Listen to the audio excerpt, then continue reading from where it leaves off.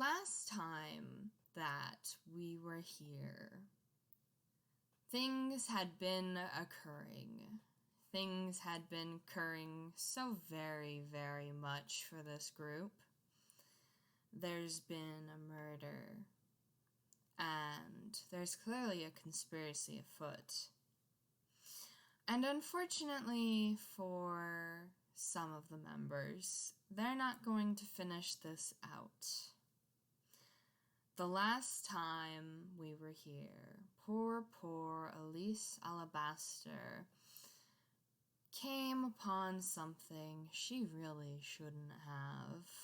And as she stands over the two bodies of her co-workers, there is a voice that comes from behind her. And all they say is, "You really shouldn't have been here, huh?" And it all goes quiet and dark. And welcome back to the Thornberry Manor for part 2 of Bloody Thorns.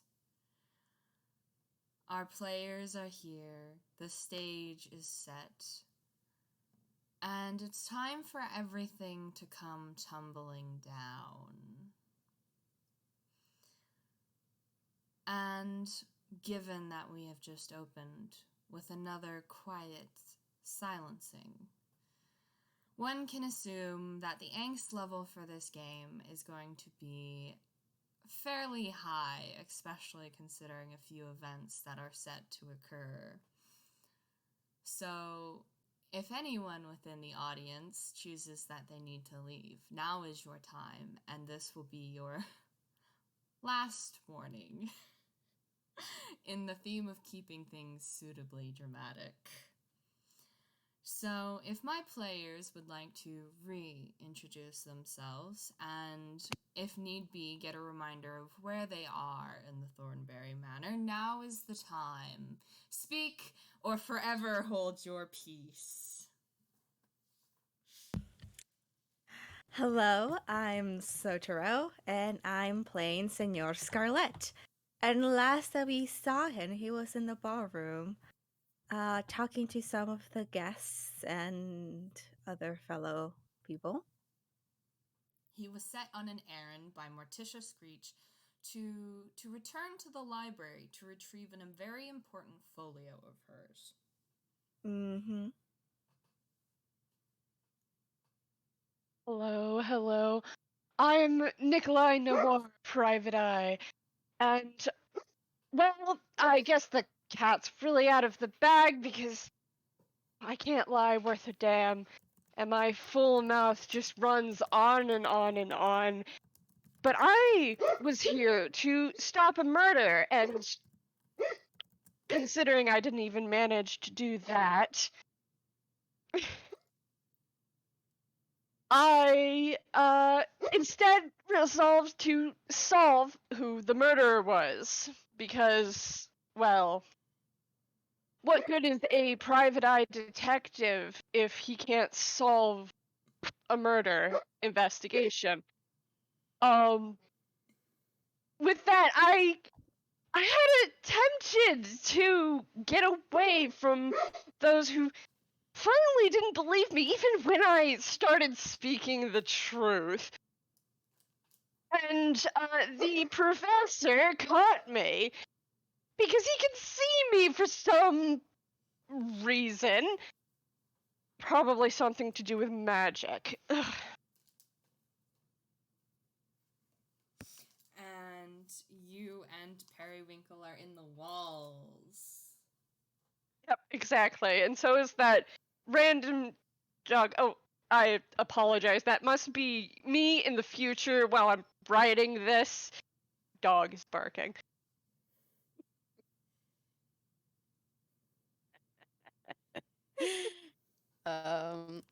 Hello.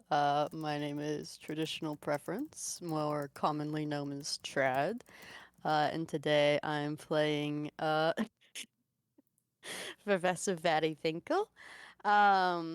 who very, very, very much can't see Nikolai. Uh, there's yeah, the very, very interesting series of events that have happened at this very normal dinner party that of which Periwinkle has definitely been to many dinner parties. And definitely, yeah, this is a thing they do regularly. Always. Don't worry about it. It's fine. They're in the walls now. Yeah, we're now I'm being accompanied by the professor into the walls. He doesn't excuse me, they don't trust me. Well, you did not have a feather. And Bon Arlo was left alone with the body. But it seems they don't stay in there for long. Now, the three of you are all around one room, the library. And I would like, my first question, I suppose, is, Scarlett, are you trying to be sneaky? Well, with how things has been going, it's probably best to try and be sneaky, just in case, considering, there has been a murder, one that he knows of, and the suspect is still at large. He doubts some of the guests that he has interacted with have been involved with anything. Well, at the very least, killing someone. But if somebody's still roaming about, it's probably best to at least attempt to be sneaky. So I'm gonna roll for that. Go for it.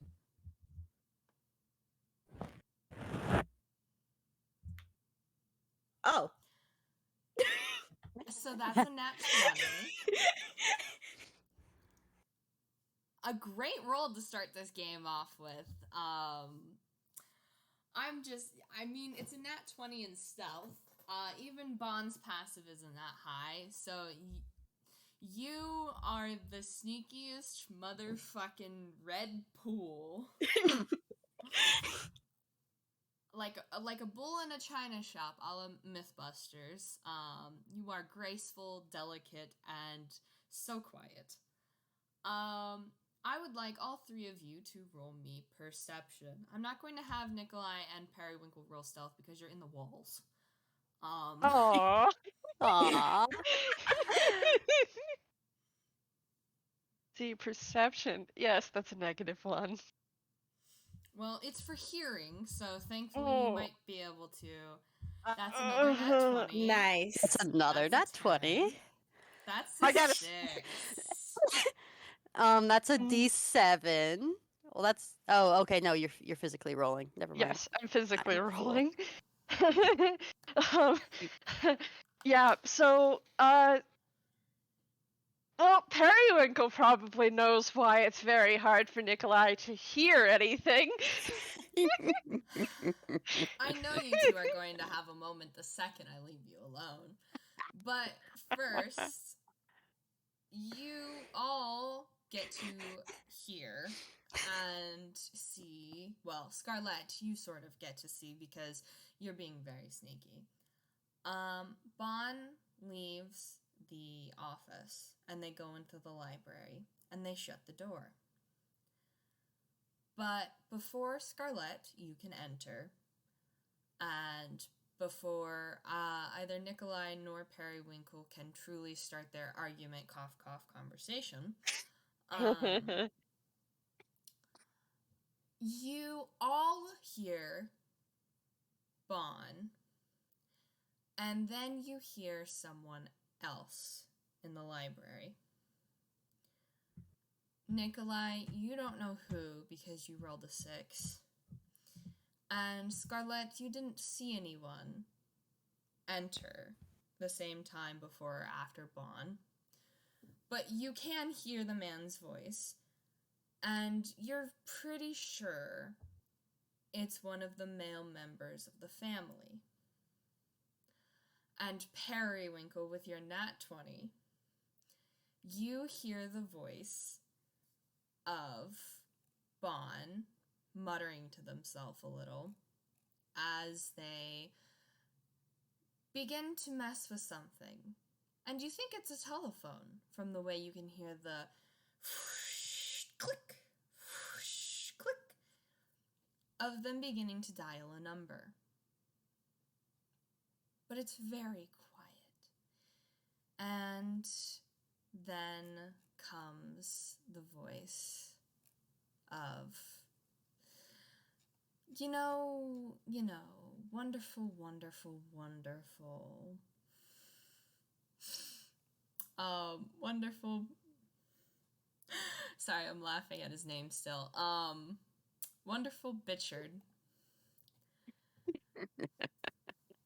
As to the viewer, we go and hang over Bon's shoulder, and the library is dark, only a few lamps are on, and they're trying to make a phone call because they need to make a phone call. They need to make several phone calls, and we're gonna see how quiet they manage to roll this before Bitchard, to see if Bitchard notices. But Bitchard steps out from around the stack of books and the bookshelf, closer to the giant wall of glass that paints the room in dark, dark flashes and occasional bright snatches of light as lightning crashes on the island. And he's smiling, and it's not a pleasant smile. That's a 10. And everyone can hear him talking. Periwinkle, you're the only one who picks out the exact words. He smiles his smarmy grin at Bon, and he's like, so, it's really interesting because I know good old Harley had you around for a reason, and Bon kind of turns around and they're holding the telephone and they have it behind their back and they slowly click it down. And Bitchard is tapping a manila folder against the meat of his palm as he walks towards Bon. And he stops just a little too close to their personal space. And he's smiling up at them. And he's like,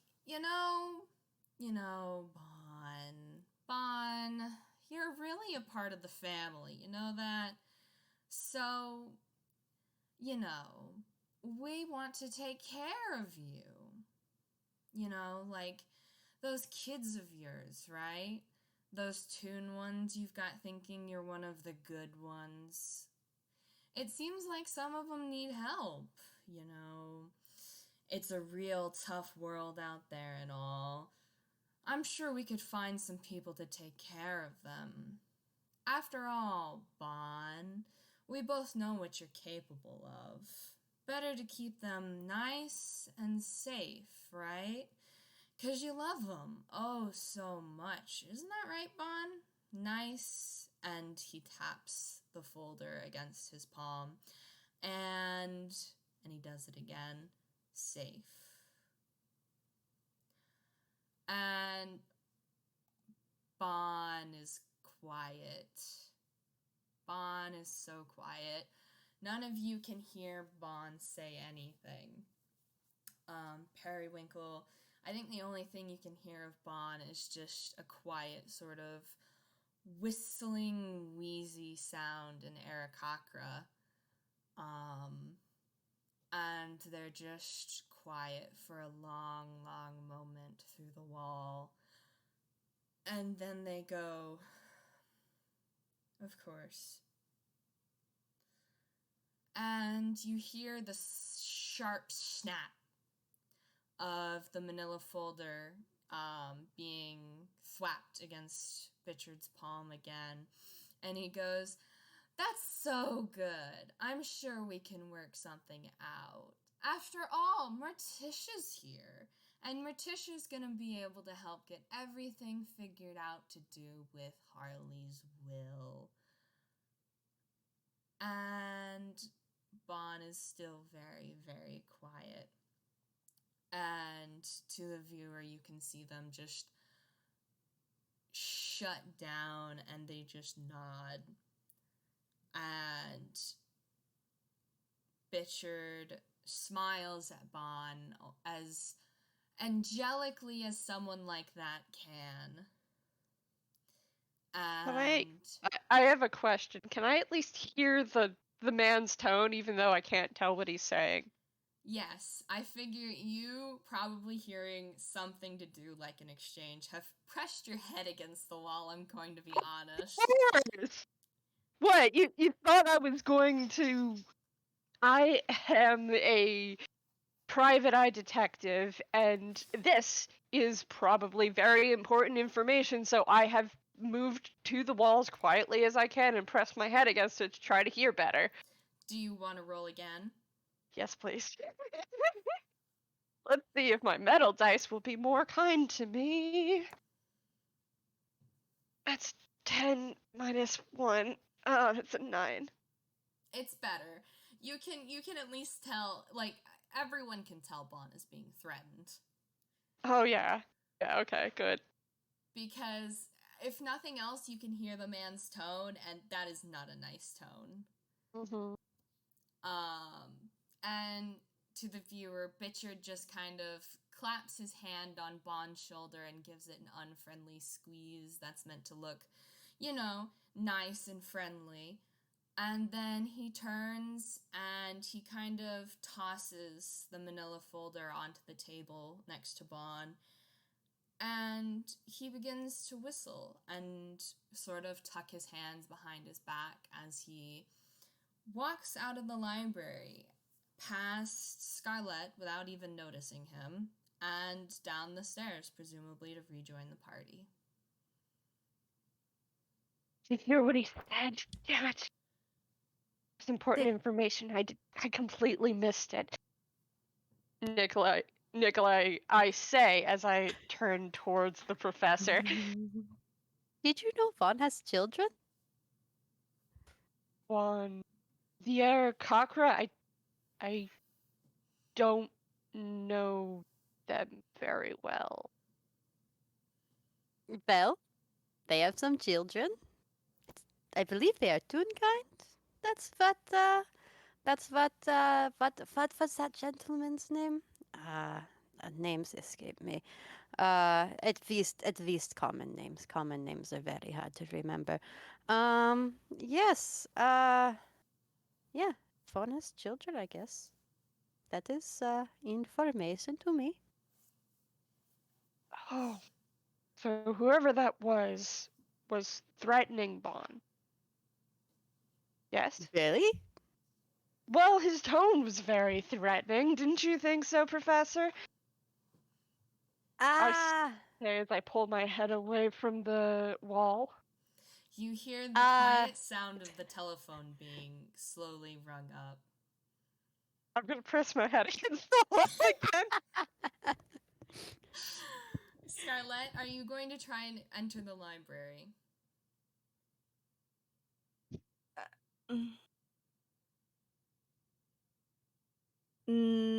I think Scarlett's gonna stay and listen for a little bit more, especially if they heard like the phone still going. It's like, oh. Would you also like to re-roll perception, or would you like to keep your 10? I am gonna tempt fate. An 11! You get one better! Periwinkle, are you going to try and listen in as well?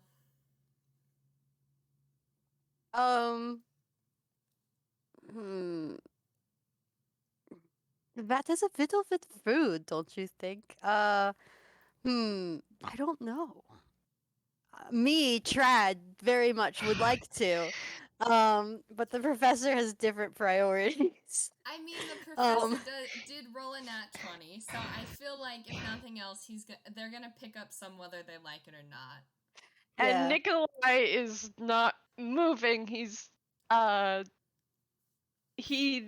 are is going to stay there and yeah, try to listen in again. yeah. Periwinkle incidentally hears. Amazing.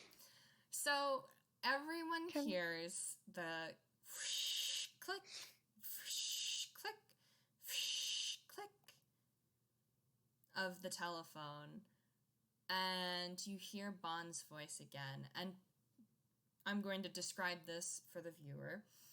Bon is hunched over the table. Their wings are wrapped around them, and they have one hand pressing against the grain that is so nicely done up. They are ruining it with their talons as they dig them in, as they clutch the phone towards their head, presumably to where their ear would be.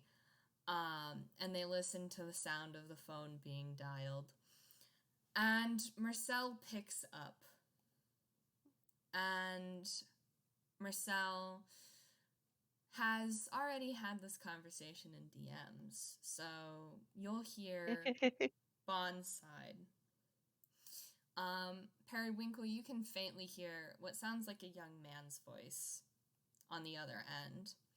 And Bond sounds shaken and tired, and they tell Marcel that they're going to be away for a bit longer than they thought they were going to be, and to ignore the news and make sure Sandy doesn't see it. And then they pause and they say that they will try to be home soon. And you hear his voice, and it's very quiet. But it seems that he's saying an affirmative.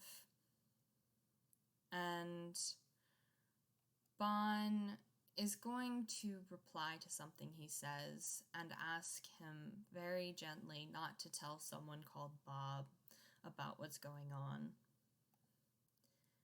And they talk for another couple of minutes, not very long at all. And then you'll hear the sound of the phone clicking. That phone call has ended. But before any of you can do anything except maybe move closer or try and listen in further, you hear the steady whoosh, click, whoosh, click, whoosh, click. And yes, you Can I can re-roll my reroll. perception? You know what? I'm using dice Nikolai professor. is Screw trying it. so hard to listen in. No! That's 6. Your growing frustration is working against you, Nikolai. All you can hear is the steady tempo of Bond's voice and the whoosh, click, whoosh, click, whoosh, click of the telephone being rung. And the second conversation starts up. And Bond talks to someone named Sandy. And Bond sounds tired still. And they tell the Sandy that they're going to be away for longer than they planned, and that if they had their way, they'd be on their way home. But they'll be back as soon as they can, and they love her so very, very much. And you can faintly hear Scarlett and Periwinkle, the sound of a bright and cheery young girl who answers in affirmative and doesn't seem to notice anything, as Bond promises that they'll come back home and that they would pick up their phone anytime they would be able to, and that they plan to be back before any sort of letters are needed, Sandy, they promise. And they seem to listen to her chatter very helpfully about it, and things that she's going to do, and this and that for another minute. And then you hear the click of the phone being hung up. And again, you hear it. Can I try to roll perception one last time? Please, please, please. I Do it, Nikolai. We believe in you. Thing. I believe in the heart of the cards. Not 20! Okay, Nikolai, after you so frustratingly are trying so hard to listen in, you move a few feet down, and all of a sudden, you must be standing on the other side of the wall as Bond, because you can hear them clear as day. As the telephone goes whoosh, click, whoosh, click, whoosh, click. And you hear a young man's voice. And Bond tells him that something has come up, that they wouldn't be home for a few days, to keep an eye on Sandy and to ignore the news. And they pause, and to the viewer, they kind of sink their talons a little deeper in the table, and they seem to sound and seem to look like they were going to say something. And then they smoothly shift to telling him that they hope their apartment will be in one piece when they get back.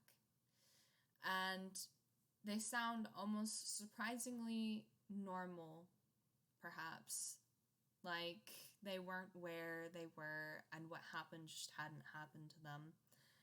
And the situation was just something smaller than it really was. What they really were dealing with. And the young man on the other side of the phone seems to say something in affirmative. Something to do with not tearing apart Bond's apartment and not making sure that Miss Sandy didn't Going either. to tear apart your apartment. I'll make sure Sandy doesn't either. Bond. I'm going to out of character, I'm going to kick your ass part for pulling that out. I have a question. Does Periwinkle understand primordial?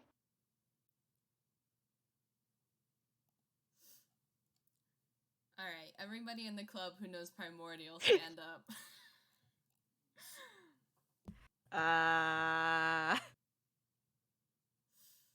Look at your proficiencies. Nope. Nikolai doesn't. Nikolai doesn't. Periwinkle. Nope. Periwinkle does. Periwinkle knows primordial. Okay, so only Periwinkle understands what happens next. Yep. Because to everyone else, Bon and whoever's on the other side of the phone switch to another language. Mm-hmm. Periwinkle, because you are listening in because Nikolai is listening in,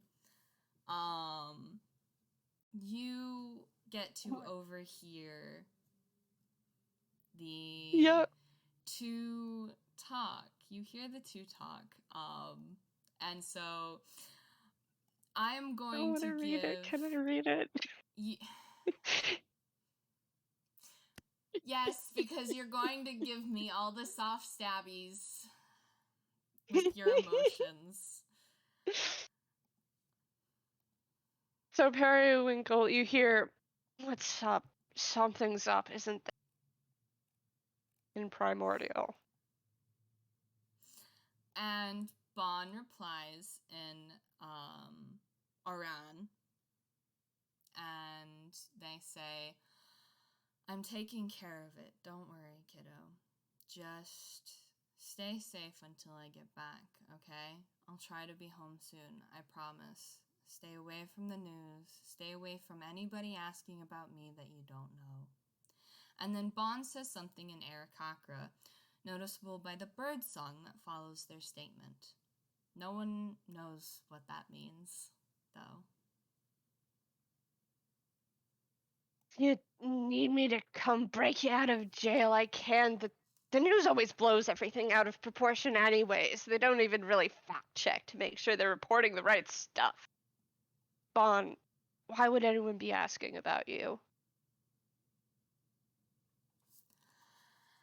And His voice is calm, like cool water. And Bon replies, I'm not worried about me, and you're right about that. Just keep Sandy from looking at that trash at least. And that's exactly why you stay away from them. Okay, Gil? I'm a nobody, more so than Bob likes to call himself that. Anybody asking about me is probably asking for trouble that isn't your cute purple cheeks. And there's another round of birdsong that comes from Bon. Bon, I could easily talk anyone around in circles to the point where they'd end up leaving thinking I'd given them the world and had given them nothing. What happened, Bon? And there's a soft sigh. You could, kiddo. I've just been having a really rough weekend. I'm not even supposed to be calling you right now. You know that? And it's just going to get longer from here. But I'll be back, okay? I have something I need to take care of, and I'm going to take care of it. And another, softer round of birdsong clinging to the edges of their words. Bon, I know you aren't supposed to be calling me. I'm sorry I'm drawing this out, making it harder on you, but you're upset. What is it that you need to take care of? What happened? Do you want me to come get you?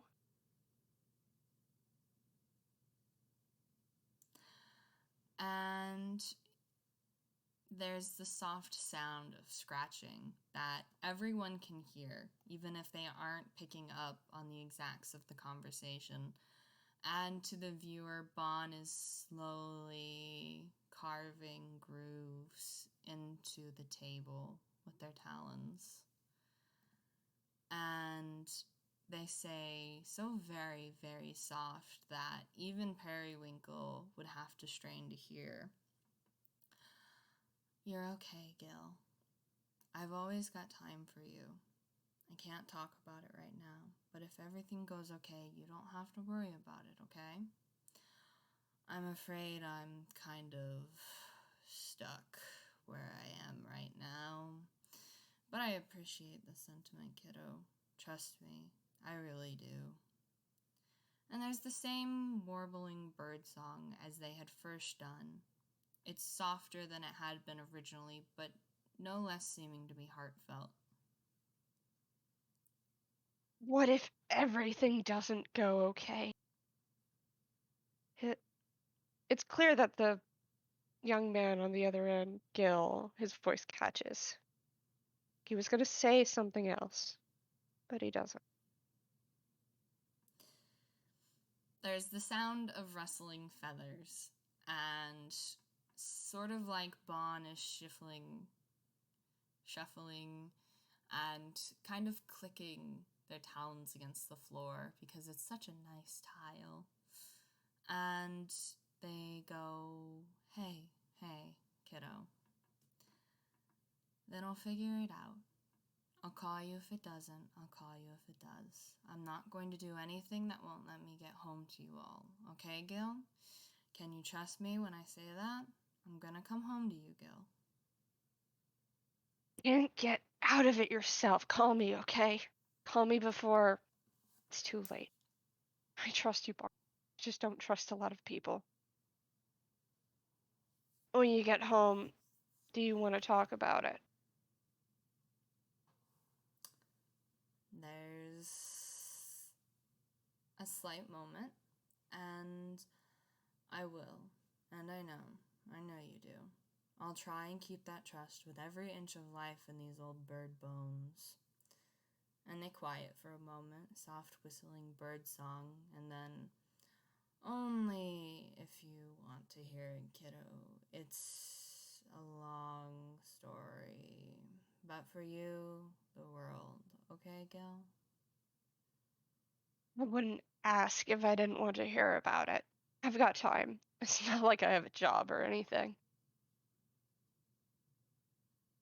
I don't need the world. I just want you to be safe.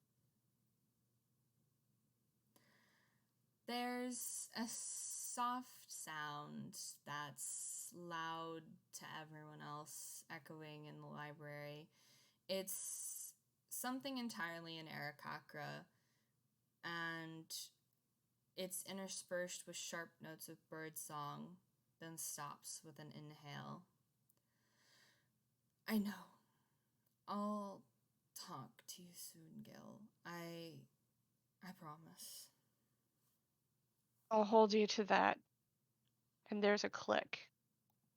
And then Bon seems to...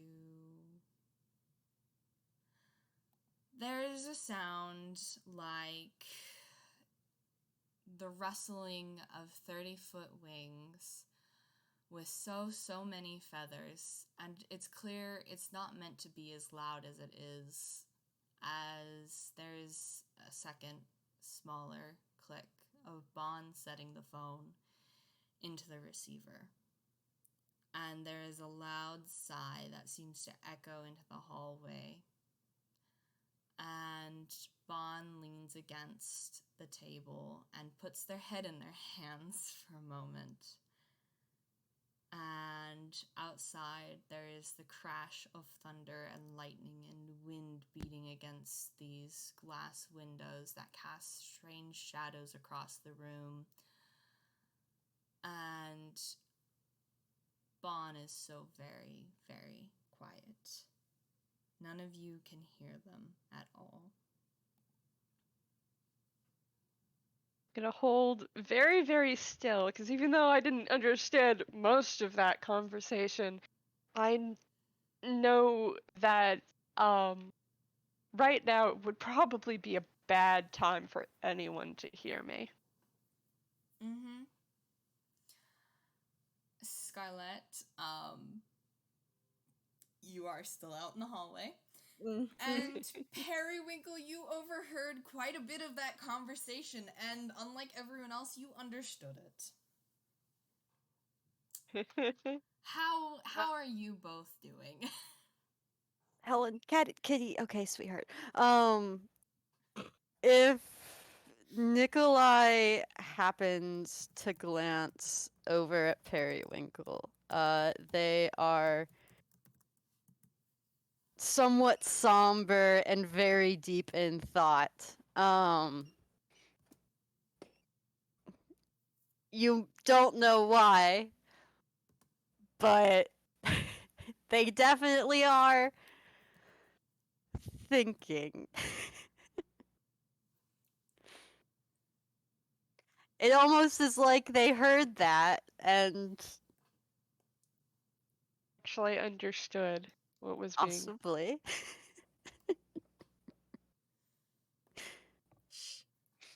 I'm going to lower my voice so that it's very quiet, and I'm going to softly, as much as I can, speak to the professor, because I still don't know their name yet. Professor And- introduced himself, I believe. At least Professor as the did not. professor. Did not? Yeah. Oh, yeah. I They remember that did being a not whole say their thing. name. It is still a mystery to this private eye. And it will continue to be until I know a couple of things about you. We can get to that. That was one of their children, wasn't it? Seems that way.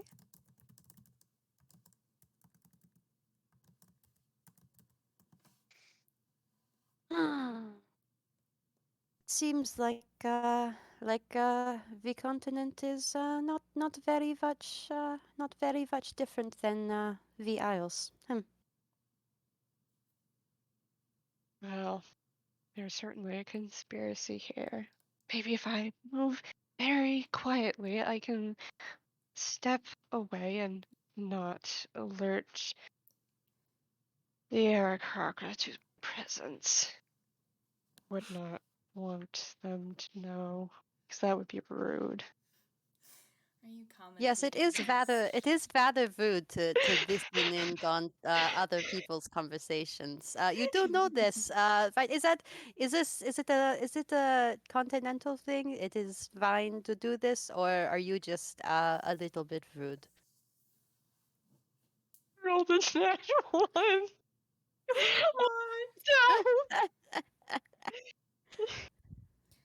So I I think your think only saving grace may be if Scarlett ends up coming in. Yeah, actually, I was gonna tell you. Scarlett was gonna just like pause for a few, like a good solid minute or so, and then just gonna knock on the library door.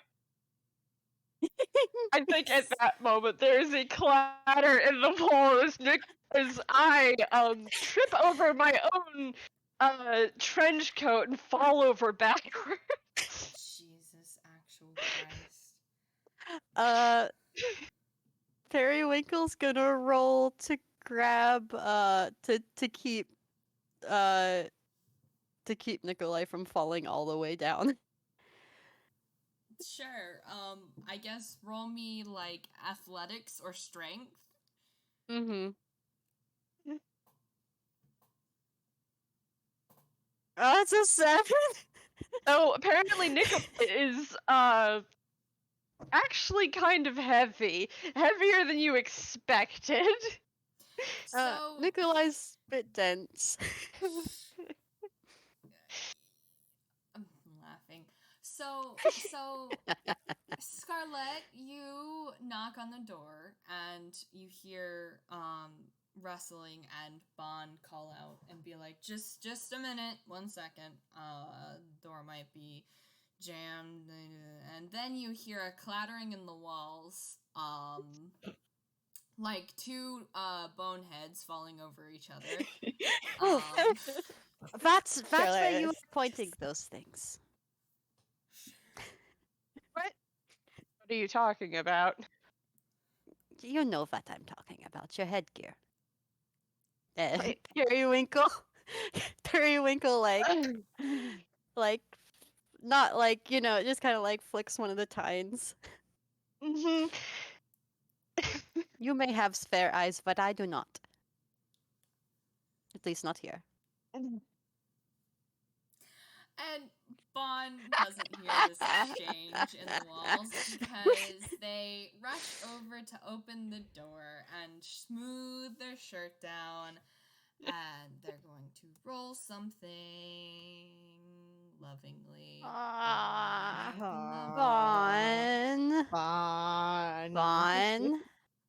I like how all of you already know what I'm gonna roll. Yeah, so that's a natural 20. Gosh. Bon. If Senor Scarlett haven't heard shit, that That would have worked. Yep. So, Scarlett, despite the fact you could clearly hear Bond being wrecked on the other side of the door, the moment they open the door for you, they seem perfectly immaculate and just blankly tired as they had been as you'd known them whenever you first saw them. Not feather nor hair loosely is out of place. And they're just simply running a hand down their shirt and kind of subtly shaking the other one out. It appears that something had been stuck to their talons. You can theoretically guess what, considering what you heard. But Bon is Bon. This is Bon. Bon Arlo. Scarlett takes a moment to like look over Bond, and then just gives like a good hearty smile. And hola, senore. I came here looking for some files.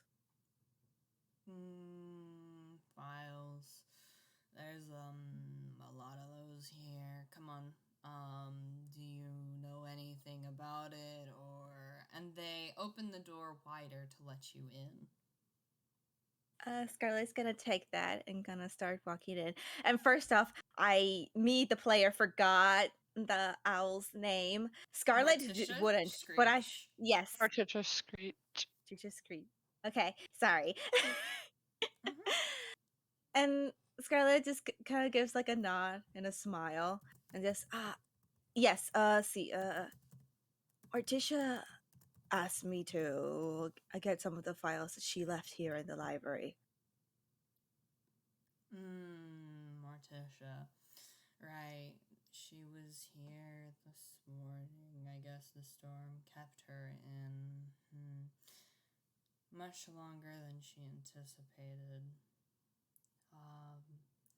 And Bon is going to walk farther into the room, and you see them kind of glance over at the telephone, but it's such a smooth movement intermixed with them looking around that, again, if you hadn't been aware that they had just been on the telephone, the minute pause wouldn't have seemed to mean anything.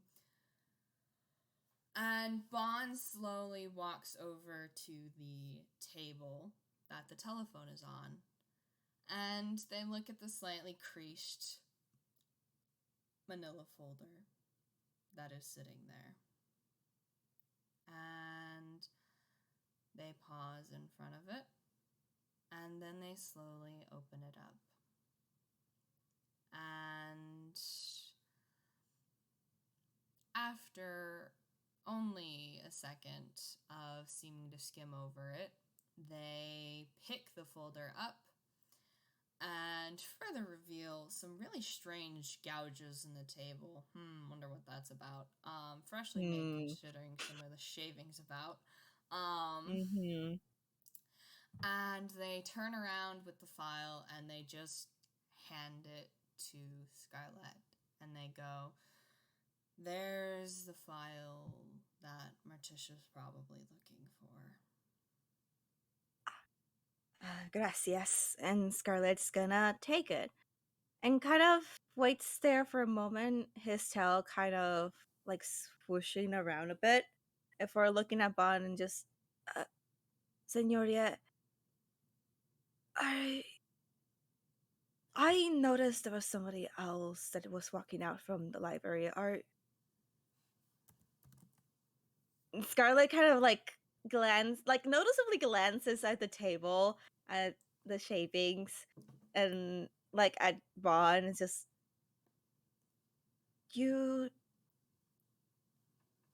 if you need anything,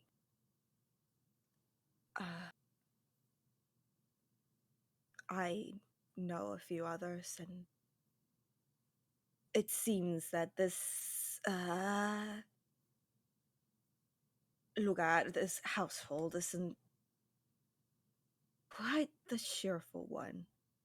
And if you need anything, even just someone to be beside you, I'm more than willing to do so. Bond slowly gives you sort of a look. I'm going to have them roll insight,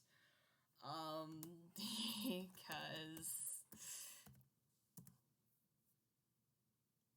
wow, 30. that's not amazing, Bond, with your +7. He's still they're still a little Yeah. I mean, Scarlett, if anything, Bob will pick up that Scarlett has picked up some vibes at the very least. Yeah, it's probably pretty obvious. Yeah. The family members are not very nice to Bon at all. Mm-hmm. Which is very interesting considering a few things that I think Nikolai made note of, either out loud or to themselves. So, They're the same. Those two things are the same thing. But go on. Yeah. Something, it depends. Something.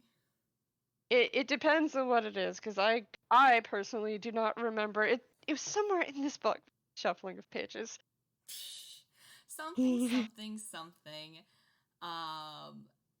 Harley sure did paint a lot of pictures of Bon. Oh yes. Oh, but I remarked upon that out loud when no one was in the room. Nikolai says, "Wow, just waiting for Periwinkle to as the DM get up from the floor." As the DM gently smothers Nikolai as they're writing this down. But yeah, it sure seems at odd, at the very least, with how Harley seemed to treat Bon for the very brief time you saw them together. But Bon just sort of gives you a look, gives you a really long look, Scarlett. Scarlett just smiles. Bon just kind of looks to the side and looks back at Scarlett, and they just... Morticia's going to be really needing those files soon. You should probably go return them and tell her to keep a better eye on her files next time and give her... And Bon makes the neutral face of disappointment.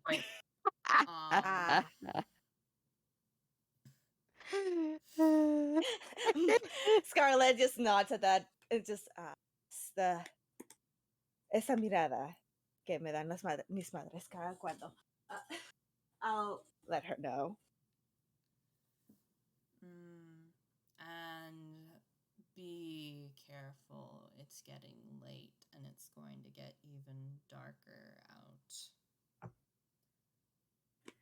Scarlett's expression kind of softens and just...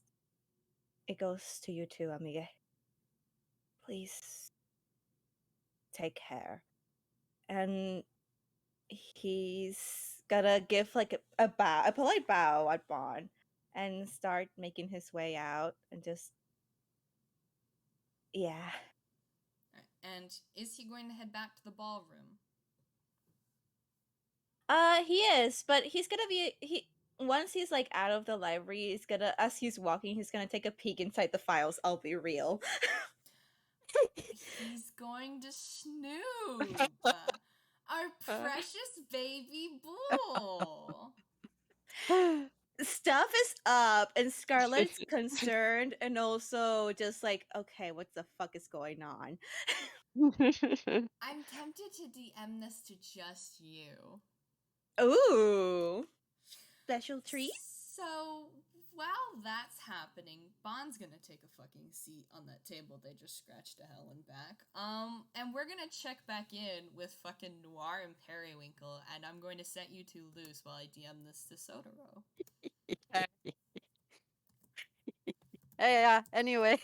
Hey Nikolai, Periwinkle just very clearly it's like, yeah, keep your headgear out of my face, please. I'd like to keep my eyes for a little bit longer. Oh, what? Get up, get off me. I need to stand up, and I need to walk, and I need to pace. Oh, what? All right. There you go.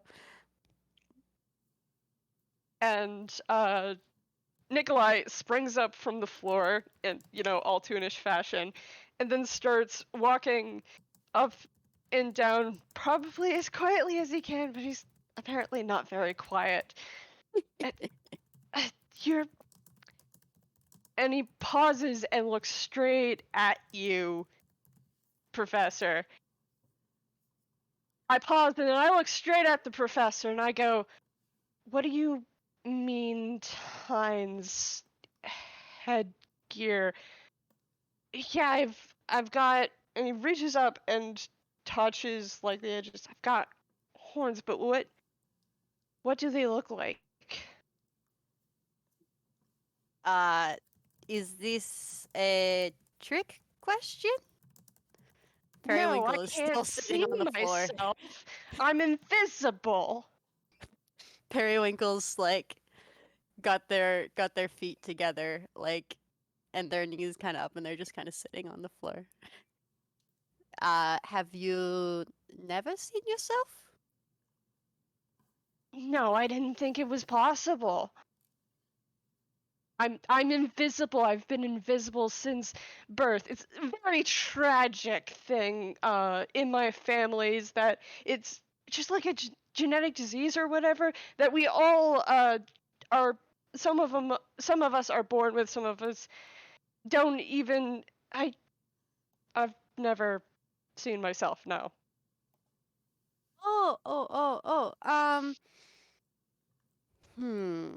Well, if you may, I have a question for you first, before we go any further, if you would be so kind. Sure. Lay it on me, Slick. Uh,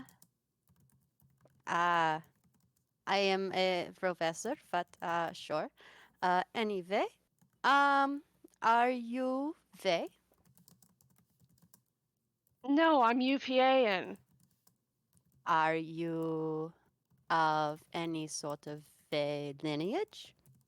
I don't think so, but Evening Tide Glen is very weird. It's a city where I come from. There really isn't any sunshine most of the time, except for 1 hour a day at noon, and you really don't want to be out when the sun is. Periwinkle is looking at you very intently as they ask for a third time. Um, uh, are you one of the good folk?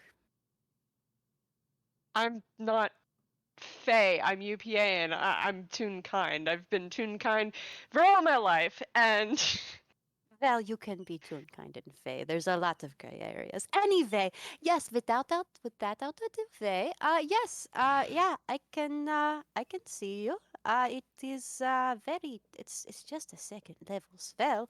I cannot believe, none of your family has ever realized this. It's not very difficult. You are blue, which is a color I am quite partial to, I think. Yeah, you are blue. And are uh, are all of these eyes? That seems like it might be a little bit inconvenient, but it really is. Whenever I can't see behind me when I have my jacket on. Oh, so it goes all the way through, or goes both ways. Okay, that is very interesting. That seems very inconvenient. You could probably just like cut a vinyl in the back, for the eyes. Yeah, but Um, that would ruin my trench coat, and I am a private eye detective, and if my trench coat looks weird, people would be kind of weirded out, and it would ruin the whole aesthetic. And I start walking towards one of the other options, not towards the attic, as I'm talking. So there's a trap door Periwinkle. ahead of you. Just, yeah. Yeah, Go ahead. the Go trap ahead. door. Go ahead. Periwinkle stands up and dusts himself off. And trots after you, and it's like, I still do not know what that means. But okay. Um, so Um, yes. right. And you because you can see, watch as they reach up and reach in, like right below one of their eyes. I'm gonna roll hammer space, and that's a 1. So Yes. God bless. let's go fumble sheet. Let's see what I pull. 13. And instead of pulling out the object I desired from my hammer space, I pulled out a pair of glasses with a fake mustache attached to it. And I look at them for a second and I go, when would I even use these? I do not think those would fit your face. I mean, maybe if you just kind of stick them between the first van and the second van. You would not be able to see, though, I do not think. No, I don't think so. And I Maybe put you could them stick them back. through here, and Periwinkle sticks. Periwinkle pokes like the holes to either side of of their face, of his face. Stop that! And I kind of smack your hand away from my face because that felt really weird. Don't do that, please. I Okay. reach back in to my hammer space, start rummaging around in there. It's gotta be here somewhere. Ah, that's an 8. So I pull out. I pull out this time a badge, and I flip it open and I show it to the professor, and it says Nikolai, Private Eye Detective, and it looks very close to any police badge that anyone has ever seen. Except it has an underline under the Private Eye Detective. Hey, audio. Yeah. Hey, audio. Yeah. Should Professor roll something to see if they know what police are? Considering Periwinkle doesn't know what a detective is, absolutely. Cool. Would that be history or maybe? Hey, I don't want Periwinkle to know what police are, but their history mod is very good. Roll intelligence. You rolled intelligence last time. Okay. 12. You have a feeling it's sort of like the City Watch. You know what that is. It looks kind of like the insignias the City Watch Fair. It's like, oh, are you a member of the City Watch for where you live? You could say that. Nikolai flips the badge back up and puts it back into his hammer space. Although where I come from, we call ourselves the Midnight Crew. Oh, that is a very good name. Nice little ring to it. I just work at the other university. That's let's see if I can remember correctly. And I'm going to walk over to the trapdoor and kind of like kneel down and see if it's locked by lightly pulling on it. It's not, but it's kind of heavy. Do me a favor and roll strength. Of course. Let's see, strength. It's okay, I don't even have athletics, so let's go. Let's go. Min Please- maxes your character please fail. glowingly. Oh, I rolled a 5. That's a 7. I don't think it does it. You, like, strain and you get it to, like, creak a little and, like, you see the peak of it before you have to lower it down again. I did not think that this door was quite this heavy. Although that does make sense. Oh, ow, my arms. You pull something?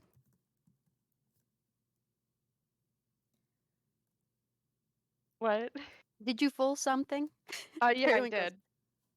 Periwinkle's asking if you Uh, pulled something trying to get get it open. I just kind of stretch my arms out and up and down, and they start doing this thing where the color kind of blurs, because you can see that. Yeah. No, I think I just need to stretch before and expect it to be much heavier than I really expected it to that time. Periwinkle leans, while Nikolai is talking, Periwinkle leans down and opens the trapdoor. I'm guessing. Oh, yeah, with ease. With the 16, Periwinkle just pops it open. I You wonder know, if this is where they keep their dungeons.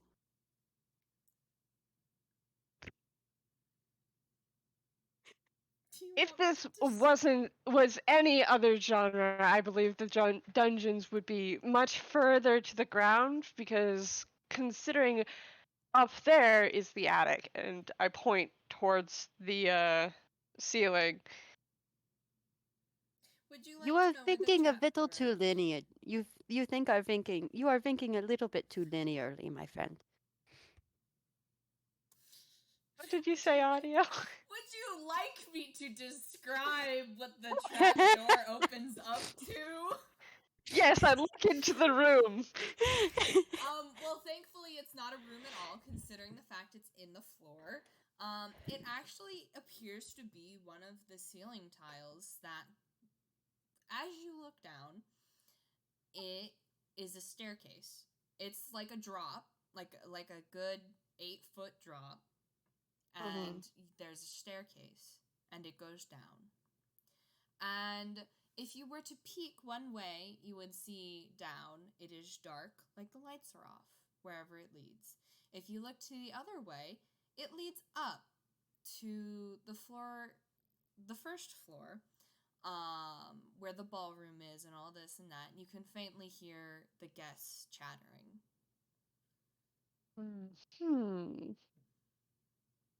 So this is clearly a way for someone much sneakily to be able to get from any one of the rooms it's connected to all the way down to the basement without being seen on the first or second floor.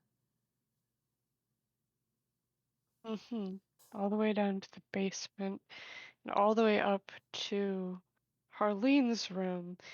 And if someone knew this was here, they could have definitely climbed the walls or gotten up here from the ballroom that's just down there without anyone so much as noticing they were gone, if they were sneaky enough. Well, I do think that starts to rule out you. You know, I'm investigative.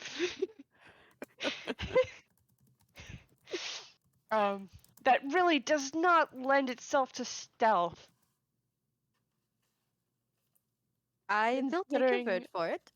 I don't tend to follow up on things until after the murder has happened. This is it was kind of a chance to do something new, maybe actually help someone avoid being murdered, and I kind of screwed that up too. So Well, I'm doing something new as well. It is not, well, it is now having to do with murder. Usually, it is, uh, uh, I am finding myself doing something a lot more, like I usually do than I expected. Um, so maybe it is probably for the best. Uh, but yes, I am also trying something new, so it seems we have that in common. all right, so So this leads to the basement. I would very much like to see the dungeons. I believe Vaughn called them like cold storage and stuff, and said that they're not proper dungeons, but just in case. There could be some evidence down there. Since the wall. And Nikolai kind of walks. I walk back from. Sorry, I have to remember to speak in the first person. I walk back from the trap door over to the way that this passage splits. And I point out the ways I know, and then I point towards the other way and I say, that reasonably leads to the library, does it not? As I turn back to look at the professor while pointing at the third way that we have not gone, that I have not gone. Is there a door there? Audio, is there can you Yes. see the painting door? Yes. Periwinkle goes and peeks out. It's like, I don't know, let's see.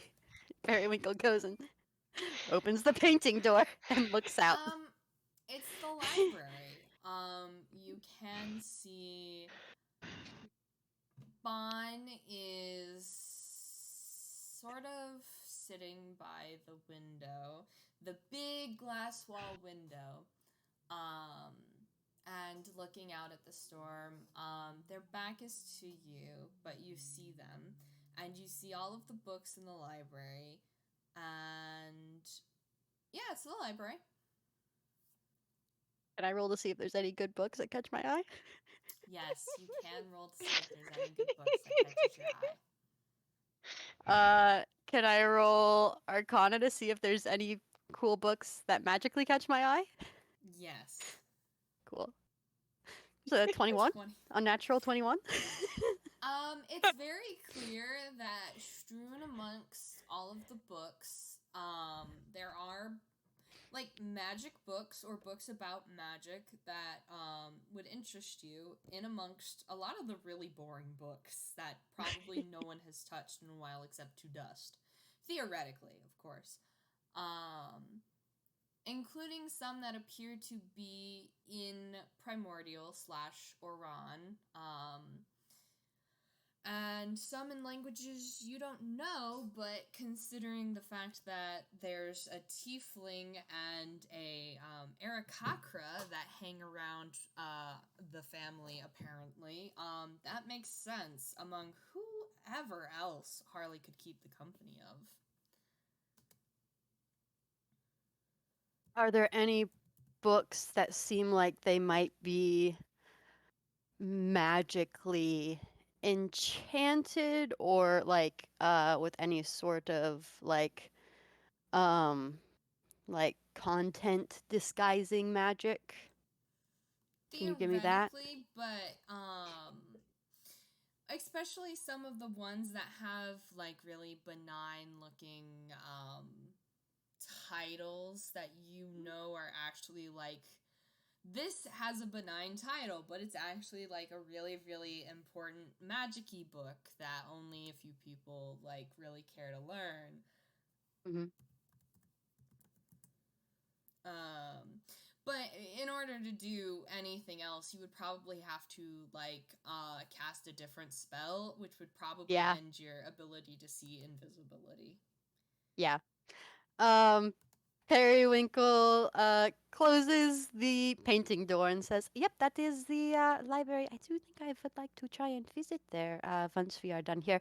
But yes, that is the library. What next?" Well, since that's the library, and to get to the library, you'd have to, I presume, walk up stairs, and people would see you, which means that this way, and I walk back to the trap door, and I try to open it again. This time, maybe I'll be prepared. You shut it? It is. Your first issue was shutting it. I don't know why you would do that, buddy. Did you close it? Oh, is it not closed? No, No. I'm- Periwinkle opened it like a champ with ease. Okay. Well, Made you look like a fool. we won't see that roll because it's not closed, and Nikolai did not close it. And it's also in the wrong place. I do not perceive. Nikolai looks down into the, which means that this is probably the way the murderer came through. So, well, time to do some investigation work. And I'm going to very carefully drop down through the trapdoor. Do you want to roll me something do you want to roll something so you I look want to cool? roll acrobatics. Please roll for me. Yep. Well, let's see. That's not bad. That's a 10 plus 6. Mm-hmm. You managed to catch yourself and look pretty good. You also don't slip and fucking fall down the stairs. That's the real boon here. Yep. I do when I land, I do a little flick with my trench coat and look back up at Periwinkle, the professor, because I don't know their name quite yet, and I smile. Somehow, I'm smiling. I know I'm smiling, and I'm telling you that I'm smiling. You know now too that I'm smiling at you.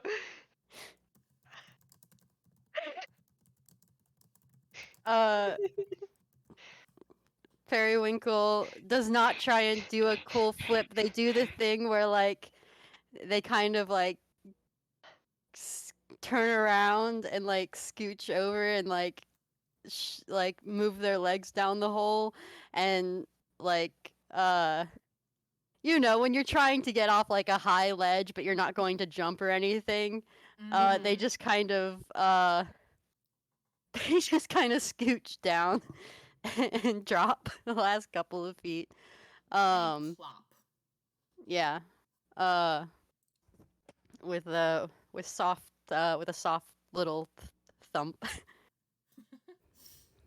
Now, obviously, are you going to go down? Yes. Trying to be very stealthy. Let's go. Well, it's dark, so unless you do something to, fix that, I'm gonna have to have you guys roll perception at disadvantage, and then roll stealth, Right. because you will be going downstairs in the dark trying to be sneaky.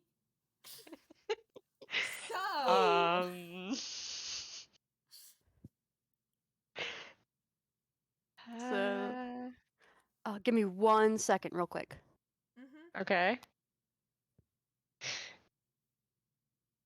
I mean, can I investigate the wall to see if there's like a wall sconce with like a torch in it?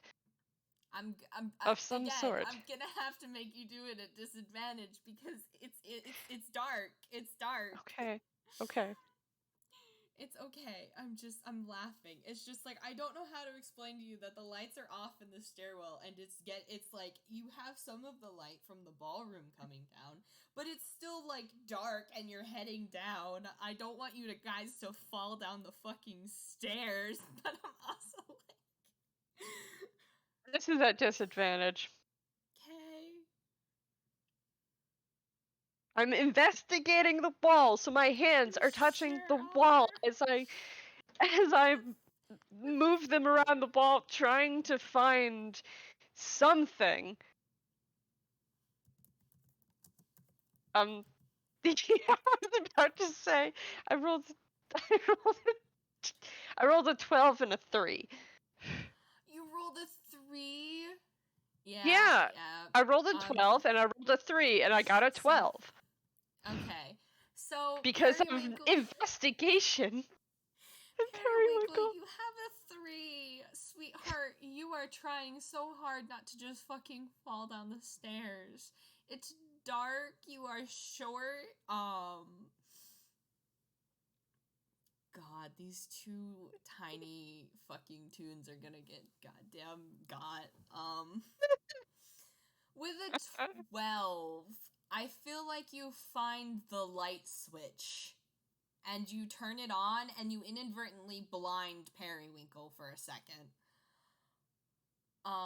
Because presumably Periwinkle was also looking and happened to glance up as there's like the cracking sound of like, you know, the light bulb turning on. And Periwinkle went like the whole like blinking spots out of eyes. Which super isn't helpful with the sea invisibility, I'm sure.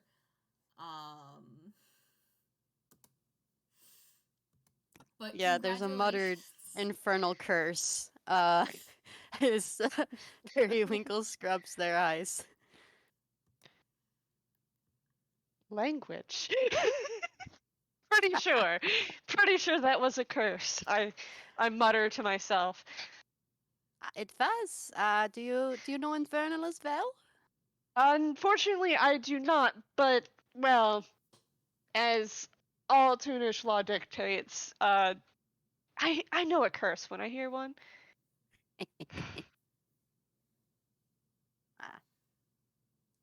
That is fair. Makes it very interesting. Anyways, You know, infernal is a very funny language that curses. Periwinkle just starts talking about like the language structure of infernal. And Nikolai, I hold up my finger towards the professor's snout and go shh shh shh shh shh, trying to be quiet. Oh, okay. So what are we doing now? We are trying to find evidence. See, have you guys walk down the stairs? So, I try to walk down the stairs stealthily with my 14. Yes. Is Periwinkle going to roll stealth is the question. If Nikolai tells Periwinkle to roll stealth, they will roll stealth. Nikolai told the professor that we're trying to be quiet. Okay. Is that not enough reason to...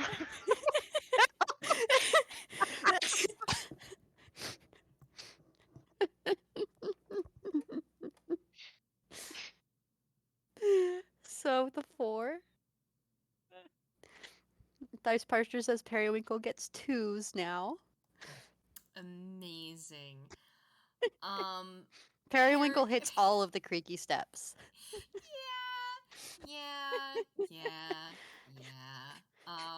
I'm going to have to roll something really quick.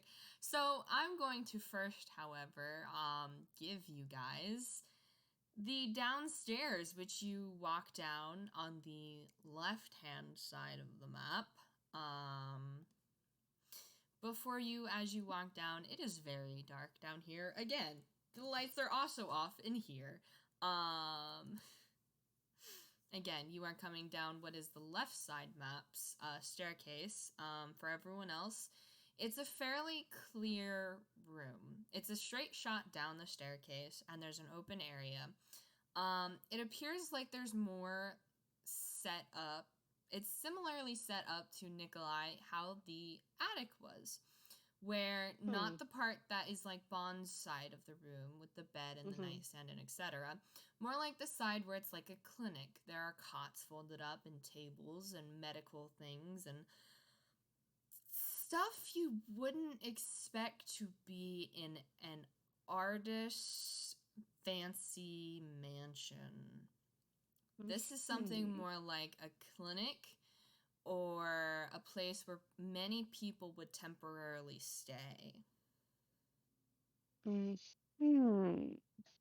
But it's all packed up and currently unused. There's also a door directly in front of you, and it appears to lead to outside. There's also a wall to your right, and there's the room and downstairs seems cold. Much colder than the rest of the house. I reach up to my jacket and kind of pull it around me, and I'm gonna roll perception as well. Although we know how well that goes. I'm gonna say it's in part to find another light switch because, again, Oh, so I should roll at disadvantage yeah, because it's yeah. dark in here, and I don't have dark vision. No, you don't. Well, that's still a 14. Rip to that. That's a Not 20. that's a 3. Awesome. Periwinkle, you managed to find this pecking light switch. Nikolai, you are just trying not you're lost in the sauce. Nikolai is trying to investigate, but it's very dark. And you wonder to yourself why it's so dark down here, because, you know, it's dark down here and you're trying to investigate, and clearly there's a mystery afoot down here. Something's going on. There's something going on, and I really wish I had brought my flashlight. Does he run into like a tray of something that clatters a little bit? Before Periwinkle turns on the light. I don't know if I run into something that clatters a little bit. What say you? I say as I look towards the fourth wall. God bless. The DM just gives you a very polite gesture, I'm sure. Language. Tweet. I love both of your passives because the 13 doesn't. Neither of you notice. Nope. Oh boy. Fantastic. You probably do, I'm going to be honest, or something like that. Like, you like, kick something, like a table, like, as you're trying to search the walls, and you've, like, stubbed your toe, ? If you have those, you know. Yeah. There's a slight swell in jazz music. But the lights crackle on, you know, in the usual sort of crickly noise, then flicker, bzzz, very quietly in the background. And the whole basement is painted in a sort of yellow light.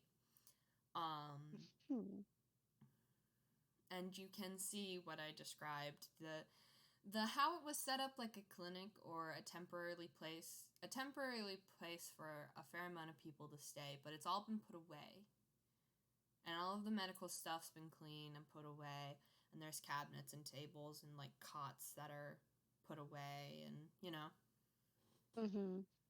And there's also a room that is very cold, that is between the two sets of stairs, and there are no windows.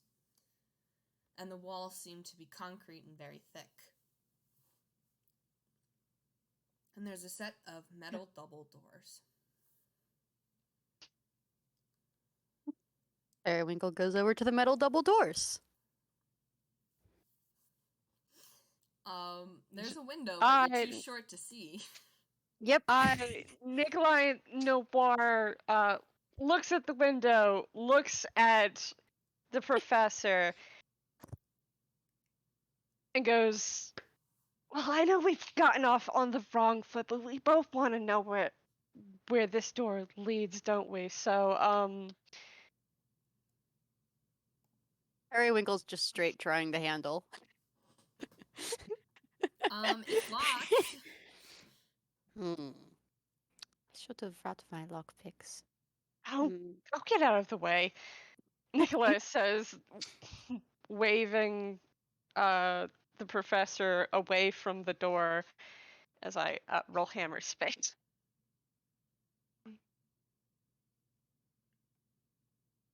Reach up into that That's a 5. Cool. Reach up into that space and pull out a very old, very well-loved set of lockpicks. And I'm gonna try to pick that lock. So that's sleight of hand, right? Yes, it's sleight of hand. It's like Dex plus proficiency or something like that. Dex plus proficiency if you're proficient. That's the rule. That's the rule I we am had for proficient. Lucifer's travels. So Yep. I Uh, am proficient. While Nikolai does that, Periwinkle is going to look around and investigate for anything that might have to do with murder or dead things, and that's a 7. I got a 10. These two. 1 second. I have to decide something. All right.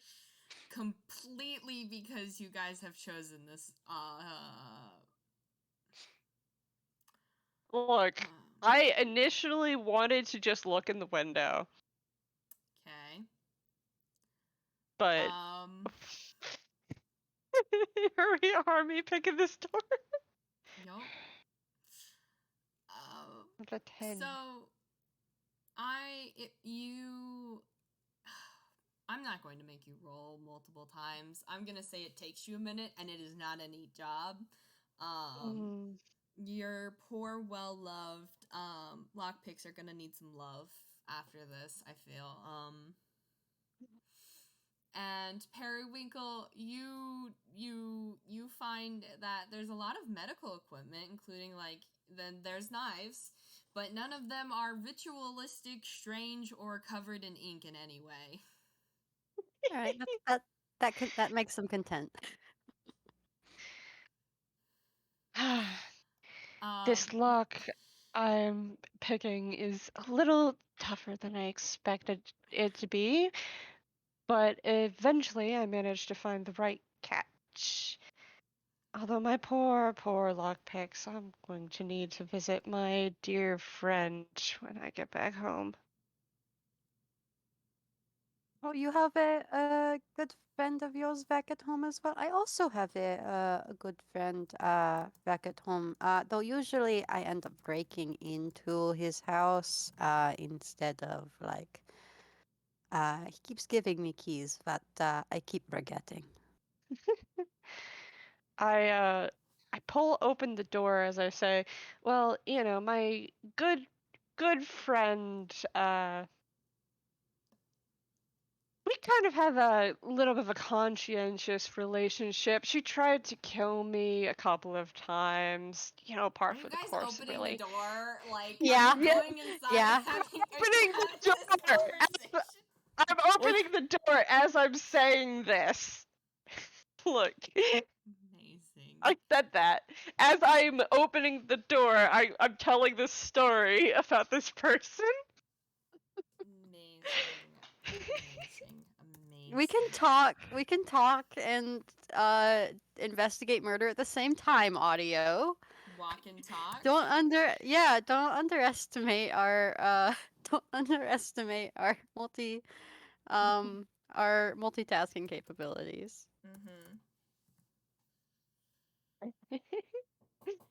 You guys hear something. What was that? I do not know. It's in the room. I'm gonna listen. Yes, I'm gonna roll perception specifically for hearing. I'm gonna pause in opening the door. Wow. Yeah. That's terrible. I got an 8.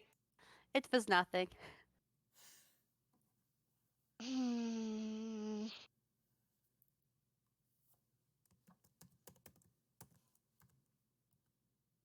But was it really nothing?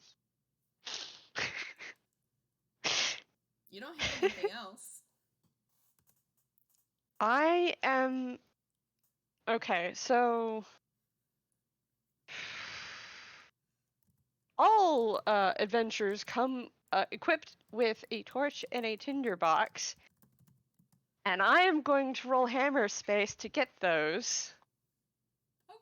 instead of going into the room. Can I tell you something first? Yes. The light's on. In the room? In the Oh.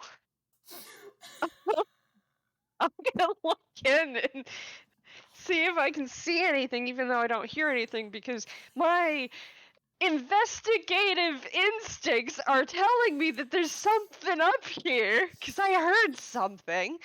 Yeah, and the light's on, and all the other lights are off. That might help. Yeah.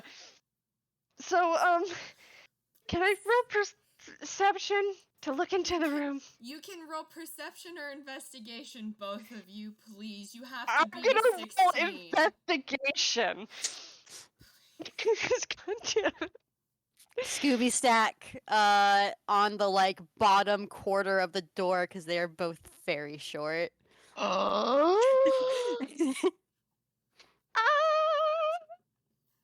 Finally, I get a high roll. I'm investigating the room, and I got a 27. I am For laughing them. so fucking hard at your two characters. They're just idiot affectionate. So as you guys Scooby stack, and the door creaks open, very cleverly hidden away, in amongst what appears to be some sort of cold storage, but there's also more medical equipment. There's more medical equipment and steel sort of tables and strange sort of drawers. Both of you recognize those sorts of drawers. It's like in a morgue. And it appears to be spick and span, and there's, ironically enough, also frozen items, things that are meant to be kept in long cold storage down here. And tucked away, almost perfectly out of sight, Periwinkle, you just catch a glimpse and you laser focus in on it. You're doing amazing, sweetie. Nikolai, you catch it and you see it so good. And right before we go to the break, I will reveal this to you. Sitting there, sort of bundled up in ink-stained clothes, with a blanket and a hot cup of tea, is Harley Thornberry.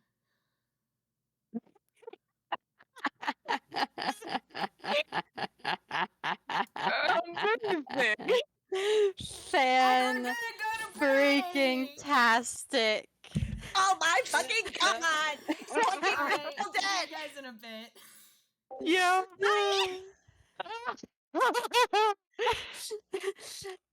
Soto, you were joking about Nikolai and Periwinkle finding the murderer. I think we found the murderee. Yeah, you guys found the murderer. My correction. Very sorry. But yeah, I'm Nikolai, water. private eye. Oh my god. Hey, Nikolai, you did your job. Yes, but my job is not over yet. You did your original job. And I will continue to do my original job. But the job is not over yet. I gotta find the murderer. Yeah. The would-be murderer. I'm gonna go get some water. Do Me that. too. I should probably get some water as well. The lovely thing about my new headphones is that I can continue talking while I get water. Oh, look at you, fancy. I cannot continue talking as I get water, but I'm sitting here. Periwinkle's not going to think this is unusual at all, by the way. Nikolai is going to be... Nikolai is going to be, oh, that's clever. You clever, clever person. Yeah. Periwinkle's, oh, sometimes you just straight up respawn. All right. Periwinkle, I'm pretty sure that's not what's happening here. Go get water. Go get more tea. More tea. Yeah. Go make Yeah. More yourself tea. more More tea. tea. More tea. More tea. I'm going. I'm going. I'm going. Good.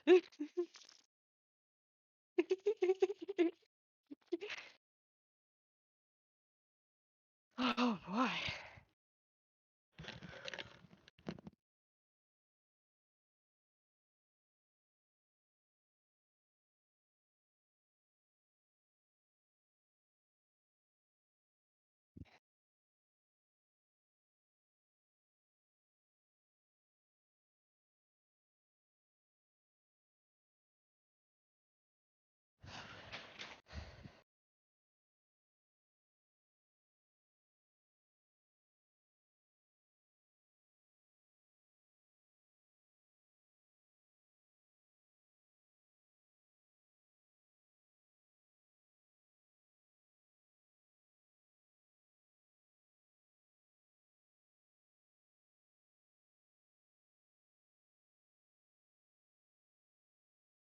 Oh, while we're on break, I will read a couple of ads, I believe, because this is just how it works here.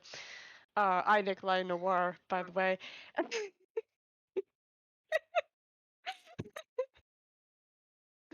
See, there's one here for a Glorv's trading post. Get your bits and bobs. Not anything illegal per se, although you never know if you ask the right people.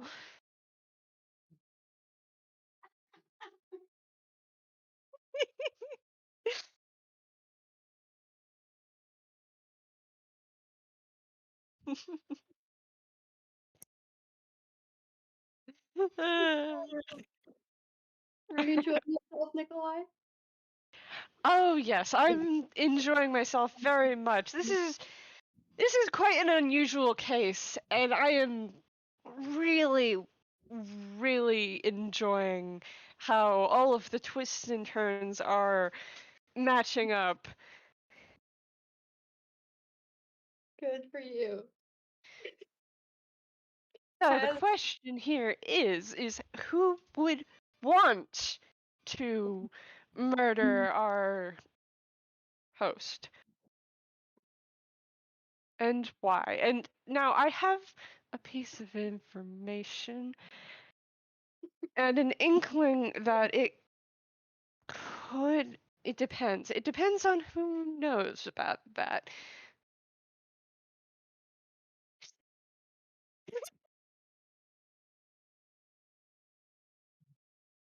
And if he knows that he's been caught in the act. But I'm not entirely sure. That's a set of pronouns there, Nikolai.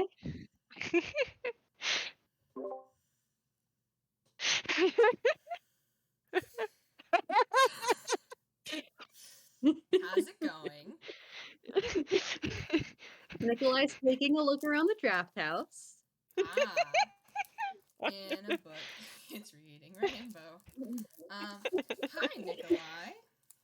Hello. Are you trying to make any sort of inferences about, who the murderer is? Of course I am. And of course I'm trying not to give it away because that would be too easy, wouldn't it? I mean, it's really bold of you, me the DM, to you lovely, lovely Nikolai, to assume that there's one murderer.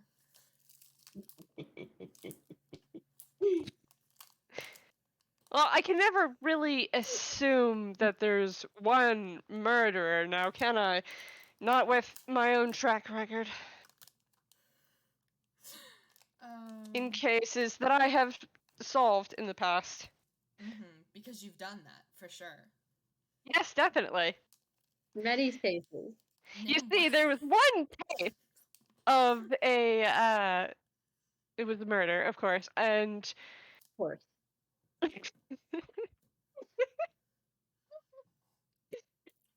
and now I've gotten a bit nervous about sharing details, so maybe I shouldn't. They're confidential. They're private, like their eyes. Mm-hmm. If it's solved, there shouldn't be any harm in telling us all about it. Me, the player, asks you, me, Heartless, the player, asks you, please, I do not want to come up with a whole murder mystery on the spot. Please don't make Howard. me. Commit to the bit, Heart. Commit to the bit. Okay, I am okay. as much as I can. We're Okay. gonna stop bullying Heart, because me, the DM, is going to check in with you guys. How are we doing? Amazing. I'm waiting for us to smash cut back to Scarlett because currently Yeah. Yes, that's Periwinkle exactly and what we're going to do. the You guys are the professional options are gonna have to dominating make. this entire narrative, and I want to see more of the good red boy. Yeah. Scarlett is going the normal route on this level, and you guys are breaking the level. we found all the glitches and Mhm. Tactics. before even Wait, playing. the no, game. we found the debug menu. Found the debug menu. Gosh. You guys glitched, and now there's a second player model of the murder victim. Wonder what that's Found it. about. And Nikolai looked up a walkthrough on freaking the wiki. Oh man, there's a wiki now. Nikolai, why didn't you tell us this? Nikolai, please. Excuse me, but that is confidential information, and I am writing a book right now as we speak. I am writing to you. You are reading the book. I can't really give it away now, can I? Hey, Nikolai, I better get some of the fucking funds from this book because I'm the motherfucking DM. Of course, Hey, but we're also some of the people this- here too. We this- should get some this funds. book Funding. is the tale that I'm telling to you because you're my editor. You wish. By the way, Periwinkle thinks Nikolai and his family are slightly dumb. Cause yes, you're invisible, but stuff still sticks to you. Like you can wear clothes. I'm pretty sure there's at least a couple of Miserians that are just constantly drenched in paint or dye or something because they've been cursed invisible, and Periwinkle's just like, why have you not done this yet? God.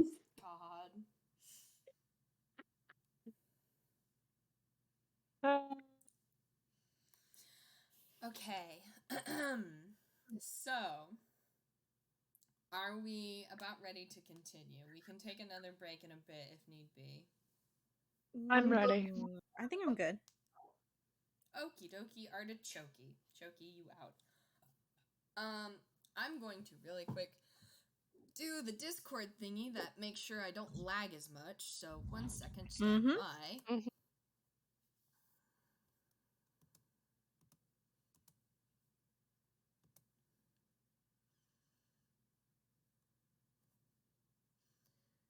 Okay, now everybody say hello. I actually do have a question since we're on break momentarily. Yes.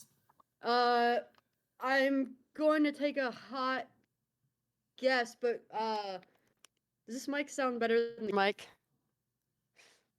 Speak. I'm speaking a thing.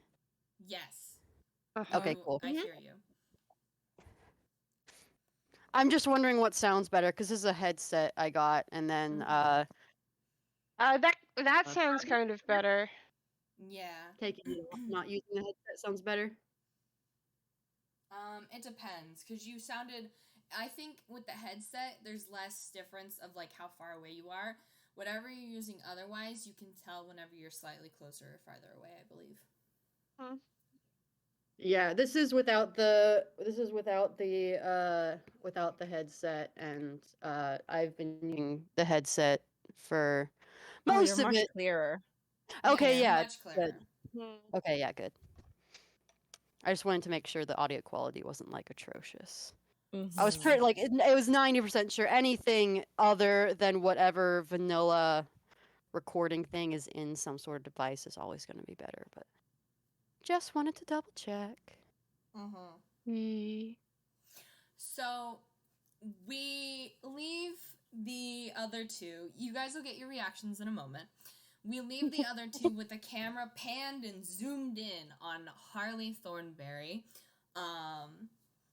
And immediately it cuts to Scarlett. Woo! What you doing, buddy? Scarlett has been making his way downtown Walking fast. to the ballroom.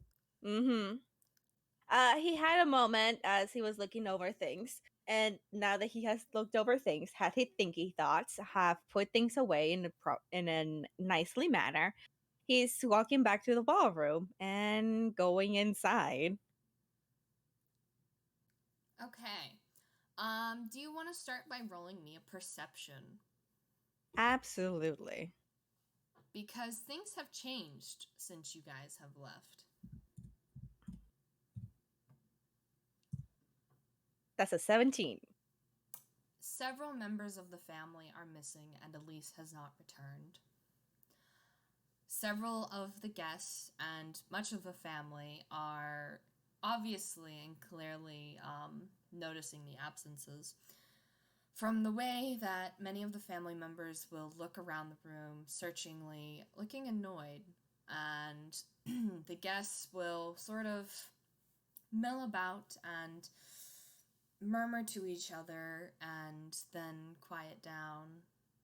A few of them even have appeared to have talked to Blair and Howell, who are still sitting where you left them, along with Morticia, who is walking back from where there was punch and is bringing a cup to Blair and for herself.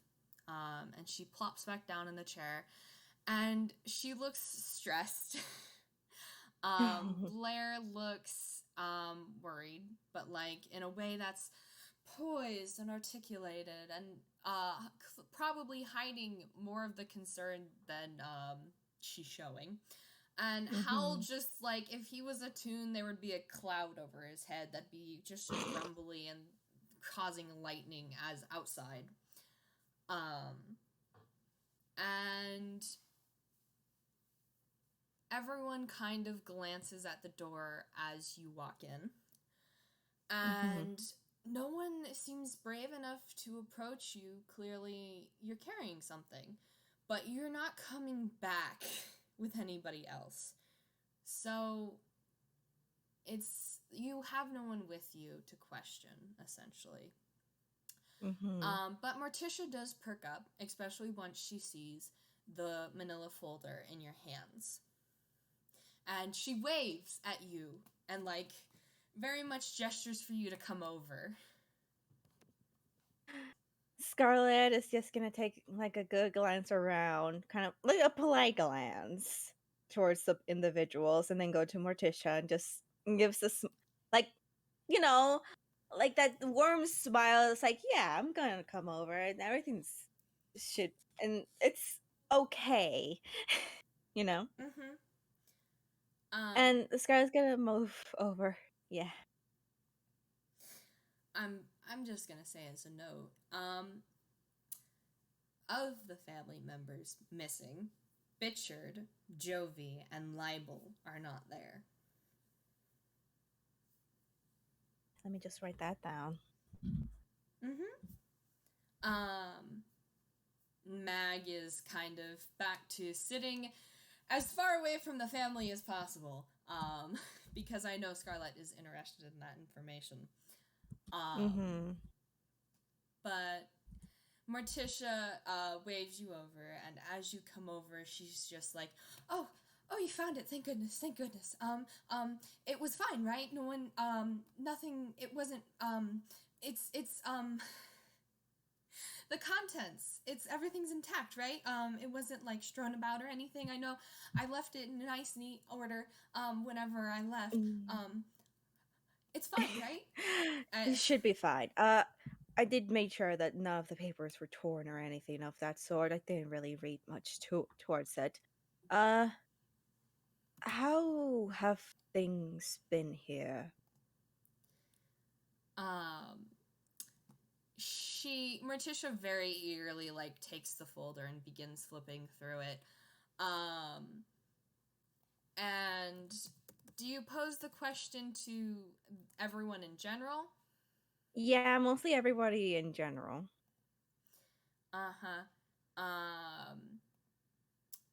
Morticia sort of it's going, and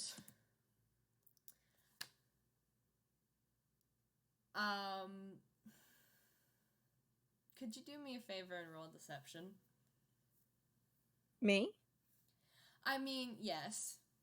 Okay.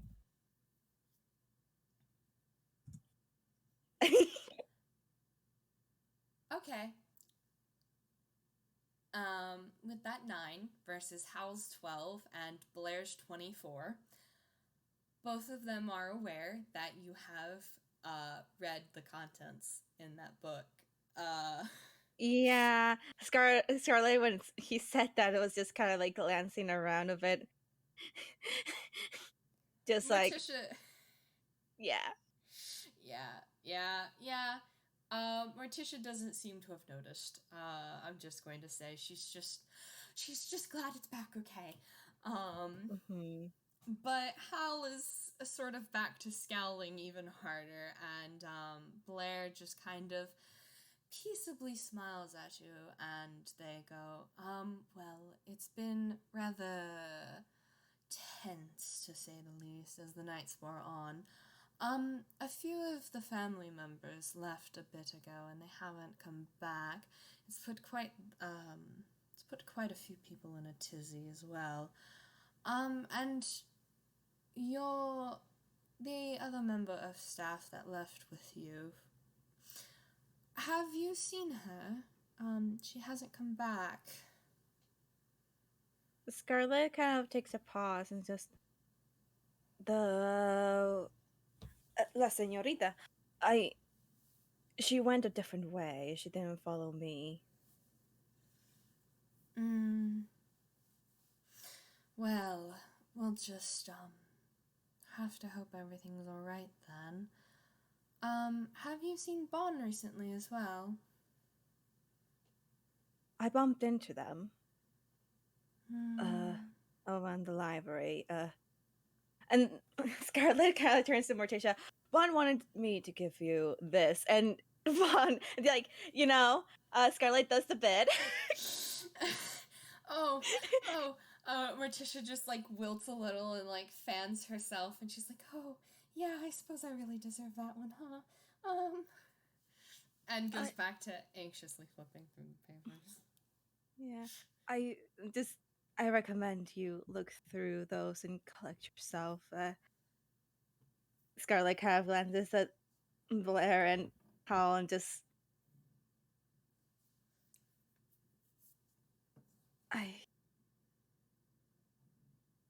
How can I help?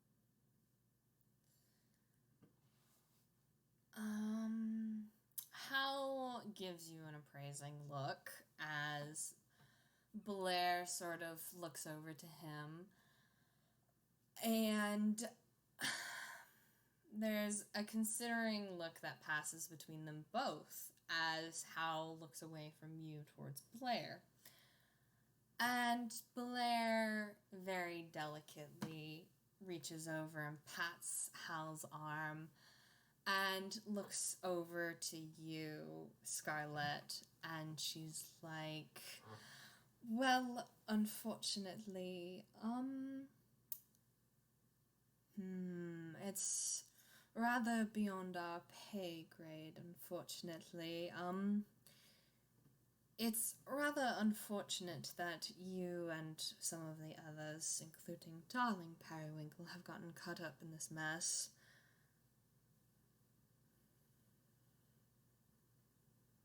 Parece ser que eso es lo que está pasando mucho. It's part of the court. I'm not being paid for any of this, so I suppose I could be more help into more of the matter, since I'm more invested in this, considering there's people here that need help.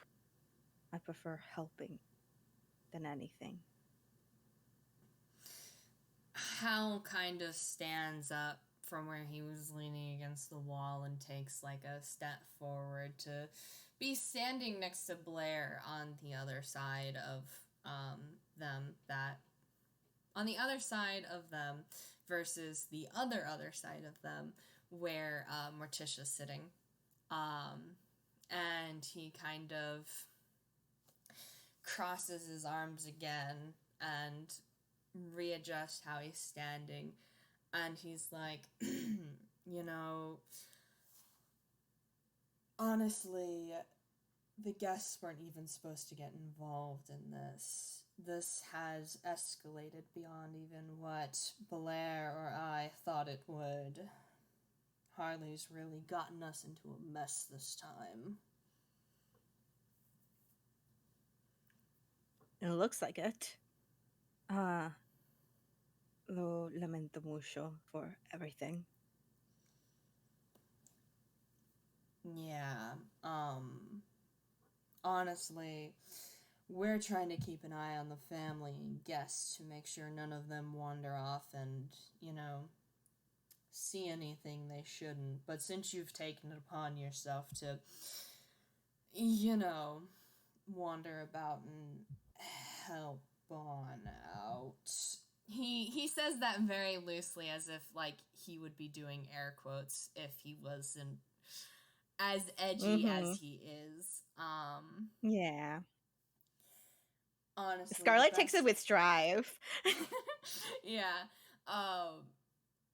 And he's like, honestly, if you want to keep your head above water, your best option is going to be is to find the staff and stick with them because, well, most of them know the rules of the place, you know.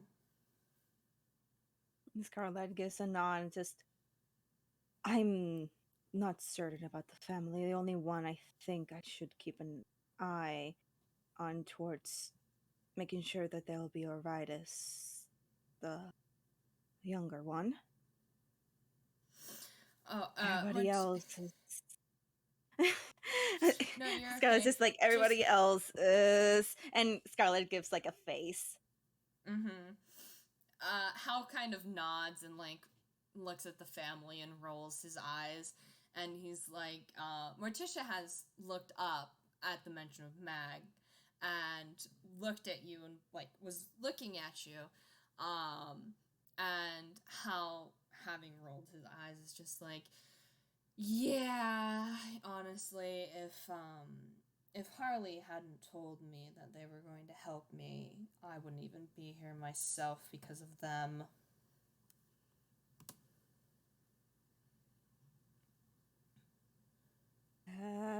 Certainly something judging how they've been interacting with Bond and how they haven't even done anything with the rest of us.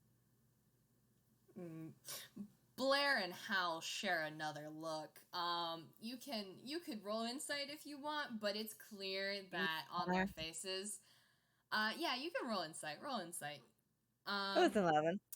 Yeah, it's very clear distaste on both of their faces. You have a feeling that the treatment Bond has been subjected to is not exactly exclusive to just Bond. And then Scarlett says, so it's what I suspected then. Blair recovers first because it's Blair.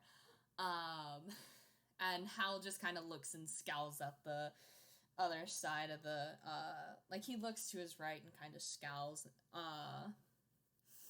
and Blair just gives you a sort of delicate smile, and they're like, well, a word of advice to you, Senor Scarlett.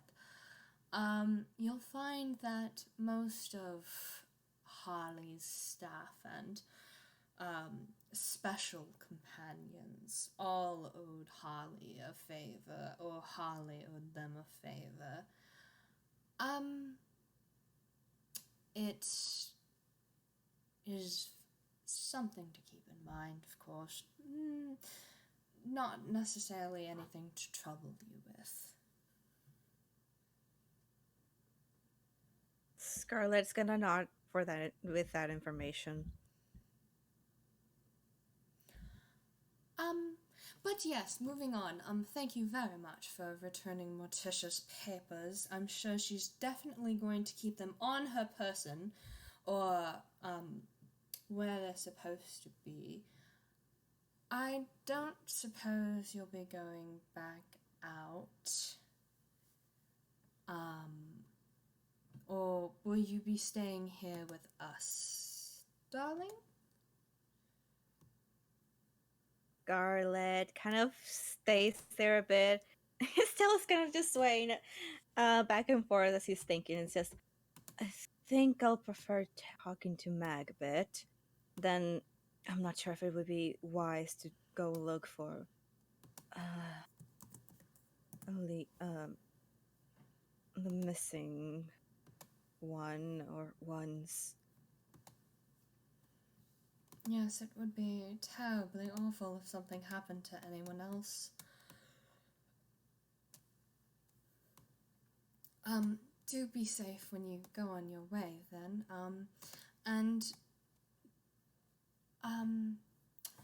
I do believe if you ask Mag the right questions, they may be able to help you out better than, either of us can. Scarlett gives a smile and nods politely. Alright then.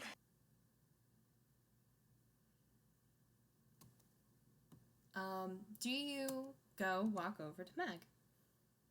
Yep. Scarlett's gonna go just politely, like you know, in a very confident sort of manner, just walk over and not minding anybody else, even though he very much is, and keeping an eye on everybody else. But you know, you gotta have your showmanship. Mag is sitting in the chair that Libel had abandoned, seeing as it was the one farthest away from the family, but still technically allowed. And she is consistently looking around and sort of down, but not down at her chest, where they're holding, rather more still clutching, that book with a manila folder sticking out of it. And as you walk over, they brighten, but seem to, like, it's a very loose term of brighten. It's more of a relief. As you walk over, and they don't stand up, but they do look up at you, and they're like, "Oh, hi, Senor Scarlett. Hola. And Scarlett's gonna. Is there a chair next or nah? Yeah." He's gonna sit down next to them just to equalize the kind of height difference a bit. How you doing? Mag opens their mouth. They look over at the family. They shut their mouth. They kind of look off to the side. And then they kind of play with the book in their arms, and they're like, I'm doing mostly okay. My mom and, Libel and Uncle Bichard left a bit ago, and they haven't come back. Scarlett gives a nod as, later I'm planning on seeing if I can take a look around the mansion and see if I can find anything about them or anybody else. If that'll help you ease some of your worries. Yeah, Francis hasn't been by again, and normally Francis tends to manage the parties whenever Gran gets not feeling well. And May hasn't been by either, and both of them don't tend to I'm worried about them because they left. Well, I haven't seen May since this morning because they were preparing things and Francis was taking care of the gallery, and they haven't come around, and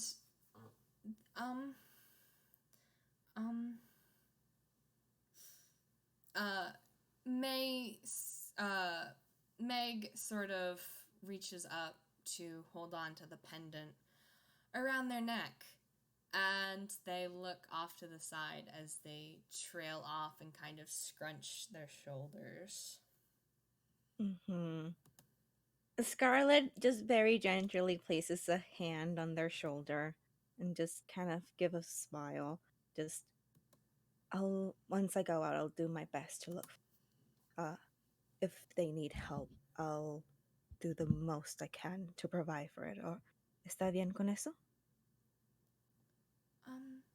Yeah, that would be really nice. Thank you. And Meg actually takes the pendant from around their neck off, and they shyly offer it out to you. And they kind of look to the side and then back at you, and they're like, could you hold on to this for me? It's really important that it stays safe. Scarlett blinks, and he very tenderly takes it. And just, por supuesto, I'll take good care of it, and it won't get lost. And Mag seems to just deflate with a sigh of relief.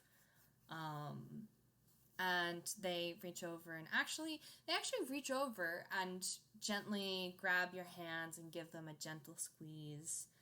And they're like, thank you so much.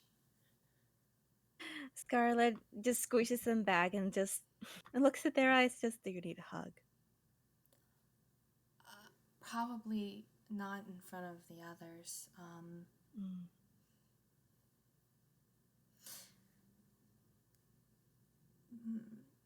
Gran thought that, me staying with Morticia and going to college would be better than staying with the rest of the family, and I coming back even for Gran was hard. It is. Tell you what. And go on.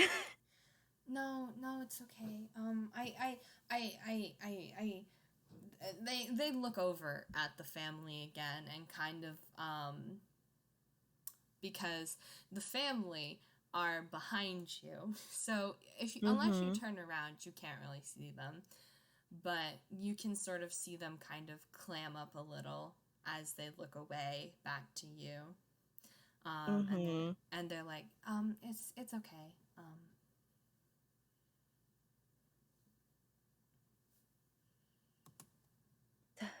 Tell you what.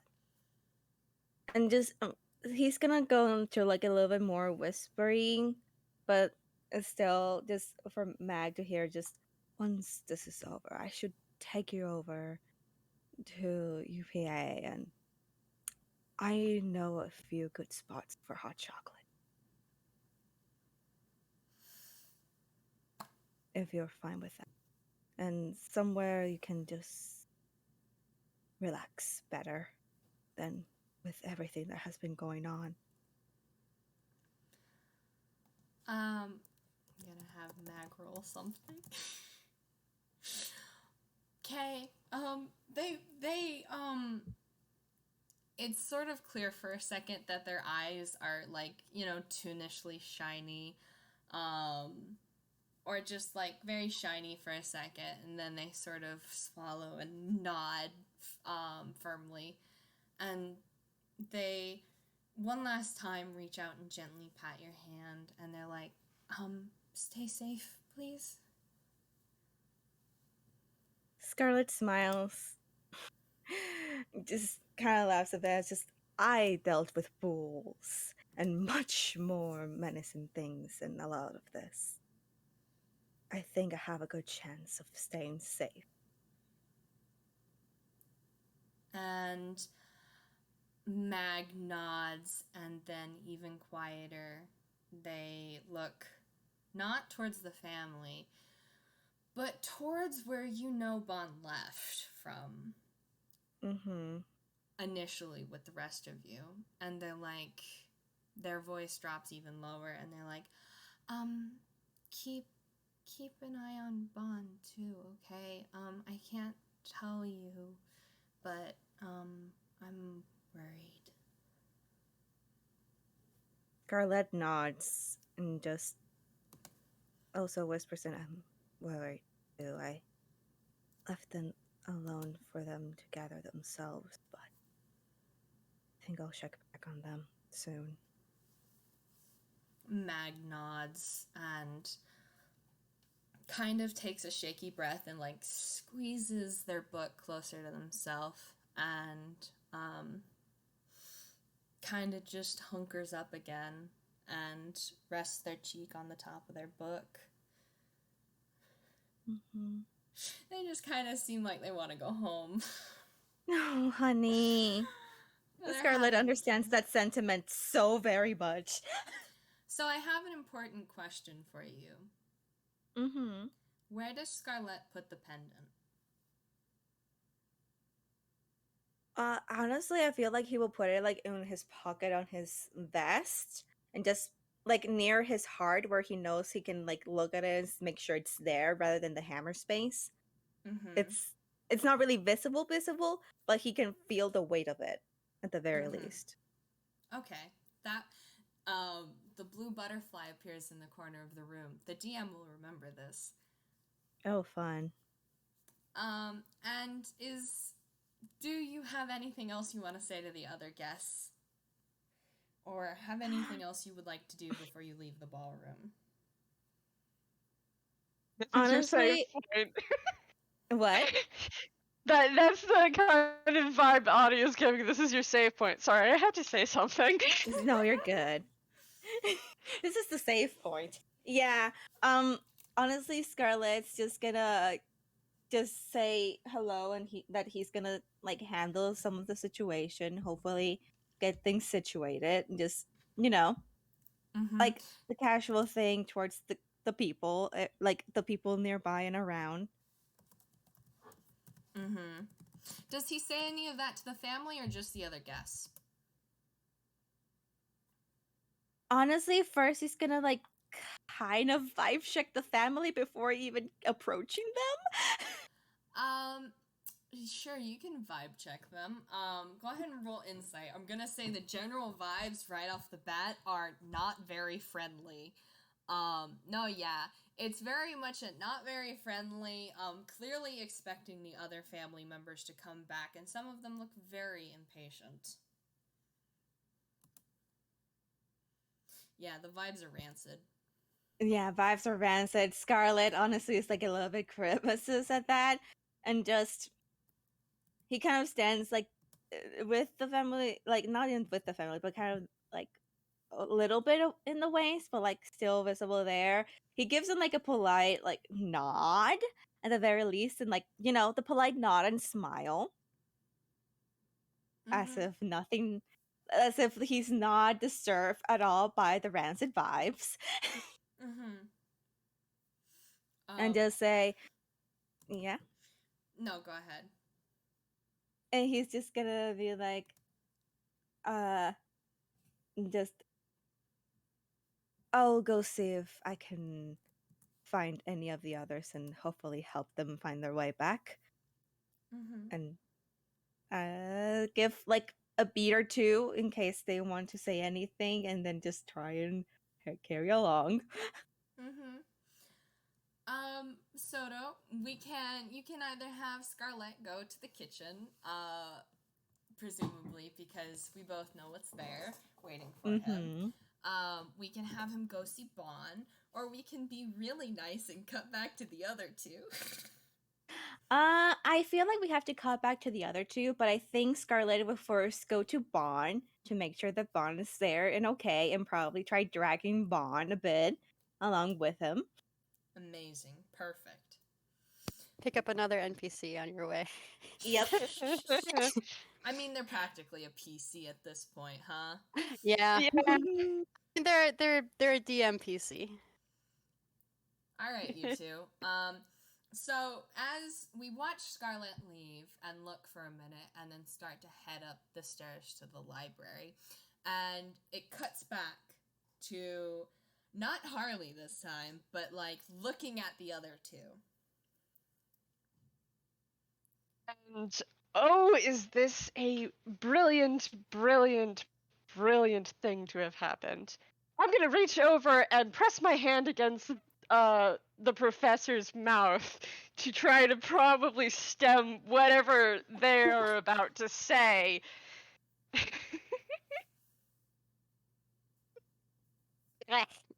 Your hand. What does what does what does Nikolai's hand taste like? It tastes like pine, actually. It's like Write that down. So if you've ever licked pine, probably Periwinkle's probably licked fine. It's like, no, I mean you. If you've oh, ever licked me. pine, Yeah, I have also. Yeah, he's like, that is quite bitter. Could you you can just tell me to There stop, is like. clearly there's clearly no one in here to talk to, but let's talk anyways.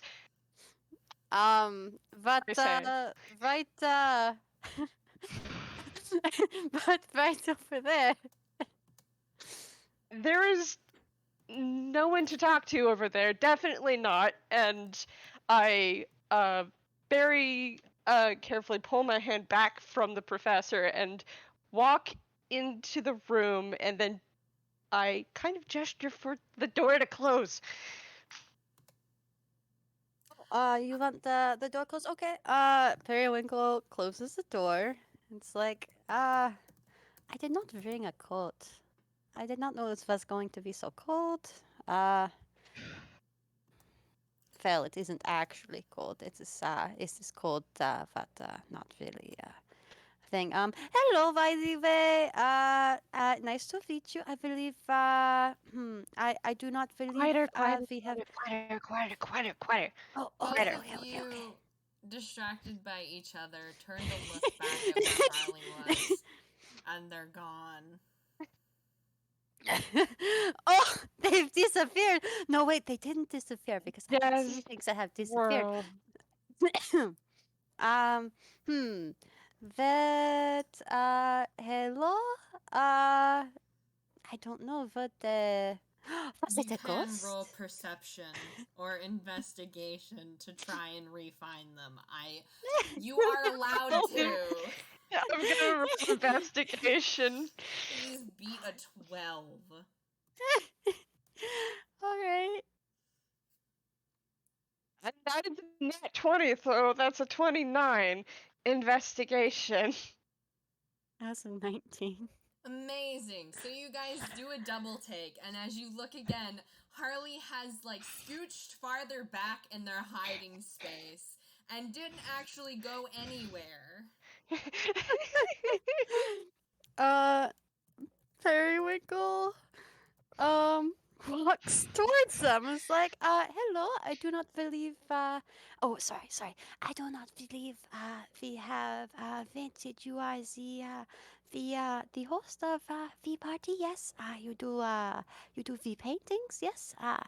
Hello, I'm Professor Periwinkle. It is very, very nice to meet you. Very good to make your acquaintance. I came with Miss Blair You may have been expecting my associate, the instructor Jean. Unfortunately, Jean was not feeling very well, so I offered to come instead. But yes, it is very, very nice to meet you. This Harley, was it? Periwinkle's holding out a paw to shake. So before the two of you, Harley is sitting on a pulled out morgue tray. Yeah. And they're just like they had a blanket and a nice thermos of tea. Just left there or something. But next to them is an ink covered knife, and they're splattered in blood. Mm-hmm. They're Periwinkle not does not acknowledge this. They're not, but here's the thing that both of you would pick up on. Mm-hmm. It's not how it looked on the body. Mm. Yeah. They're splattered in blood. Ah. Like they stabbed someone. Mm-hmm. And Periwinkle. Harley, go ahead. No, I was gonna say Periwinkle notes this and is still going along with as if this is Harley, and we will see how they react. Harley's just sipping tea, watching you, and they sort of slide their gaze over to Nikolai. And to your surprise, Harley smiles and sets the thermos down. And they get up off the table, and Harley bows in a very artistic fashion. And as they stand up, you can see that there's a medical bag beside them as well, and some ink covered like towelettes, like they've cleaned their face up. And I do a little fancy thing with my arm and bow back. And instead I say, well, there's certainly no one in here. But let's talk anyways. Periwinkle is just standing there where they were with their hands still extended towards the pulled out morgue tray as if to shake, as Harley walks away without shaking their paw. I mean, they don't walk away. They do stand up and Well, do yeah. a little bow. Are they bowing at Periwinkle or are they bowing at They like bow at Nikolai, and then they turn and they shake Periwinkle's hand. Periwinkle wiggles it side to side. Kind of loosely.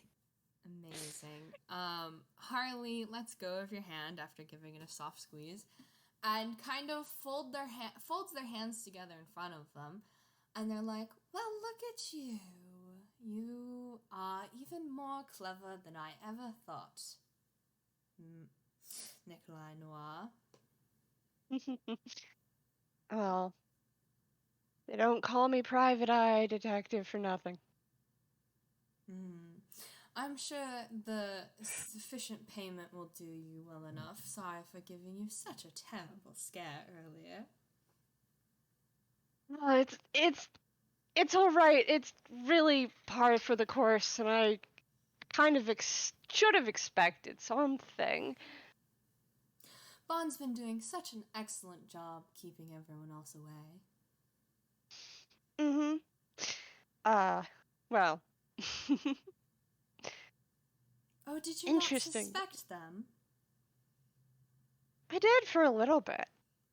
But there are some, well, inconsistencies. Why ever would they want to do?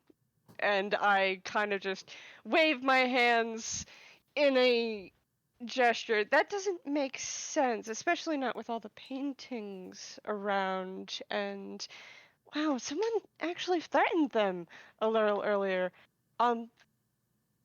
Professor Periwinkle, it's finally nice to know your name. Oh my god. Yes, now that I know you will not steal it, I am, you'll find me a bit more forthcoming.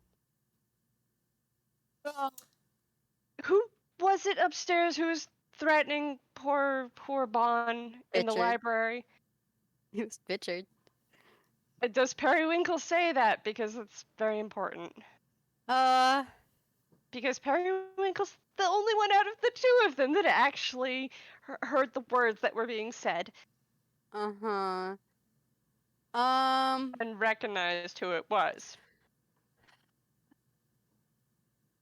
Yeah, because I think Periwinkle would have taken care to, like, know who the members of the family are. They would have, like, asked Blair to give them a rundown. It's like, yes, it seems, Mr.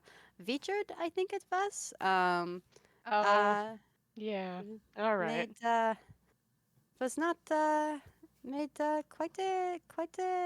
believe, I don't believe, he's very certain, he was, threatening, Von's family. Did you know he has a family? He's got some children. It's very, very sweet. Adopted, it sounds like. Harley has sort of stopped smiling so much at that. There's more of a contemplative look, contemplative frown on their face, even. And they sort of tap two bloodied fingers against their cheek, getting ink there. Mm-hmm. And they're like, well, Richard always was a bit of a... yes. Unfortunately, I'm quite dead, you see. Loosely, of course. Of course. Periwinkle's gonna do a quick Arcana check. Absolutely.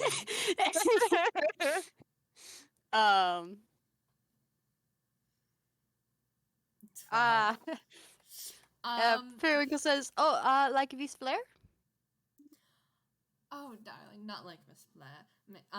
But, I suppose I did fool you all quite well. It's been a work in progress for quite some time, and I'm so glad that, we managed to sell it so well. Not everyone is able to make such a convincing dead body, of course. Truly one of my masterpieces. Unfortunately, how should you say it? The ball is in Bond's court now.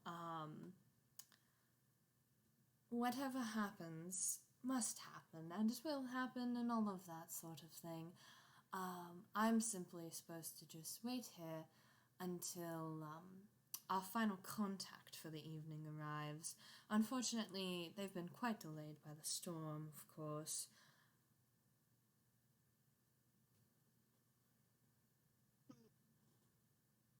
Audio, out of character, I'll have you know I'm dying. This is absolutely hilarious, and I am incredibly amused by it.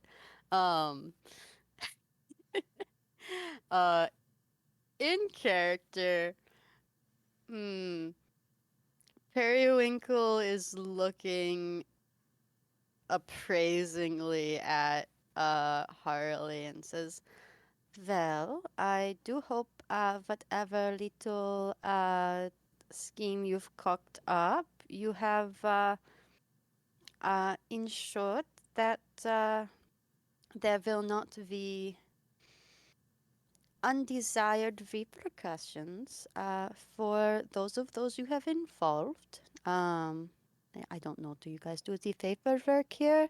We've had to start doing paperwork, so much more paperwork after the South Tower incident. But you know, contingency plans, making sure you do not curse your entire lineage, all of that good stuff. I would certainly hope this week's Thornberry that you have ensured that harm will not come to individuals who are not involved in this. Well, I'm sure it'll be rather fine. After all everyone has to do is simply wait a few hours until the storm passes and the authorities arrive, perhaps you all will have caught the actual reason I hired Noir here, and everyone will be able to go home nice and safe. A very, very lot can happen in a couple of hours. Nikolai nods, which means I need to get back to work. Important information for you, darling Noir. Yes.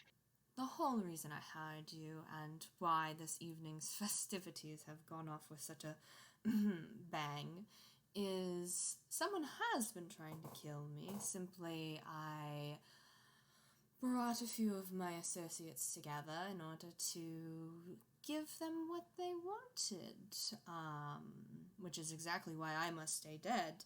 Of course. So... And why this conversation didn't really happen.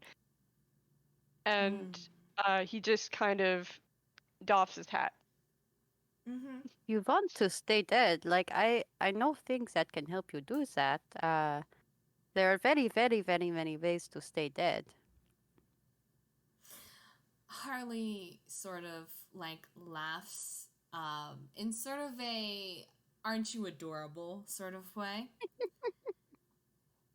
I'm certified to perform burials if you would like. We could make sure you stay dead that way. I do. Oh, do I have my card on me?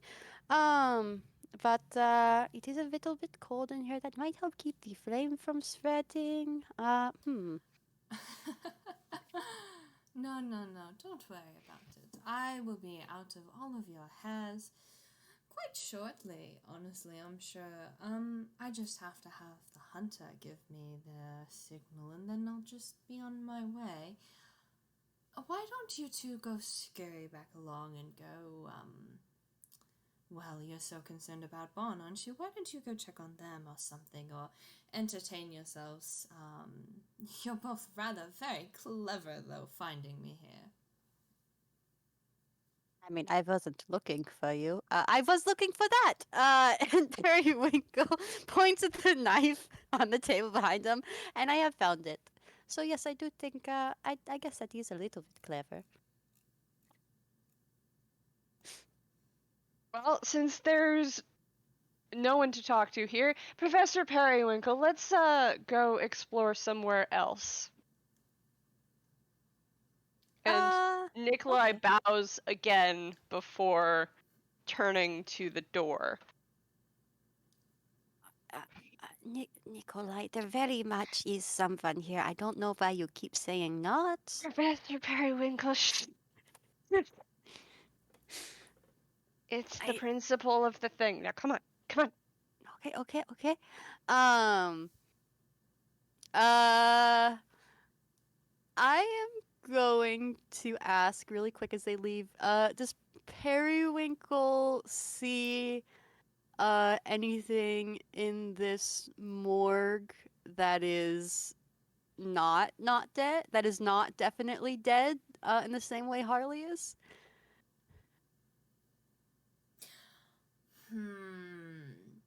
You know, because Periwinkle's Periwinkle and knows a few things, Yeah. if you want, you can roll Arcana on the room as you leave. Nice. That's a 21, unnatural 21. There's been a ghost through here at some point. A real ghost, not Nice. gestures at Harley. Uh-huh. Wonder what that could be about. Mm-hmm. So, when both of them have left, Nikolai is going to turn around and lock the door. Amazing. As you guys leave, you just see Harley sort of grin almost dreamily, or smile almost dreamily at you as you leave, and like adjust the blanket around their shoulder and go back to sitting on the morgue table sipping their tea, completely at peace. Mm-hmm. Just chilling. So are we going back to the library? That was where we left Bon, was it not? Let's see. So the idea, have to find the culprit, and Nikolai turns and his all of his eyes flicker a little bit like he's winking. Your expressions are very, very, very interesting. I do enjoy them eventually. All right, let's make our way back. Turning off the lights as we go. Okay. Fair. Yeah. I'm gonna call a quick 5-minute break because I'm gonna run to the bathroom, and Yeah, we'll fair. come back with Scarlett and then have the whole party group back together, and all of the Yay! pieces will fall into place. Or something like that. And we go to explore the rest of the mission afterwards. Hmm.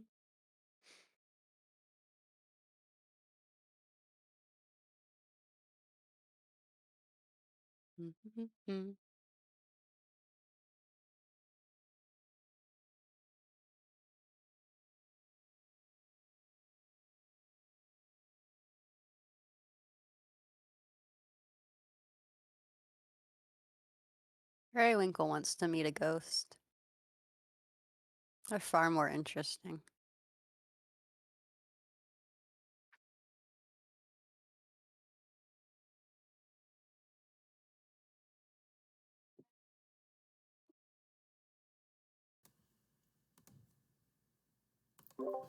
So how does Harley make you feel? I, Trad, the player, am delighted by this disaster of a person. I appreciate their schemes. Periwinkle is a little concerned about their irresponsible scheming and the fact that Bond's family is getting used as leverage because they make I imagine at the university there's a lot of checks and balances in place to make sure that that sort of thing is not going to get happening. But yeah. I will say, it's not so much that Harley. It's clear Harley didn't put Bitchard up to it, but Harley isn't surprised and didn't seem very concerned.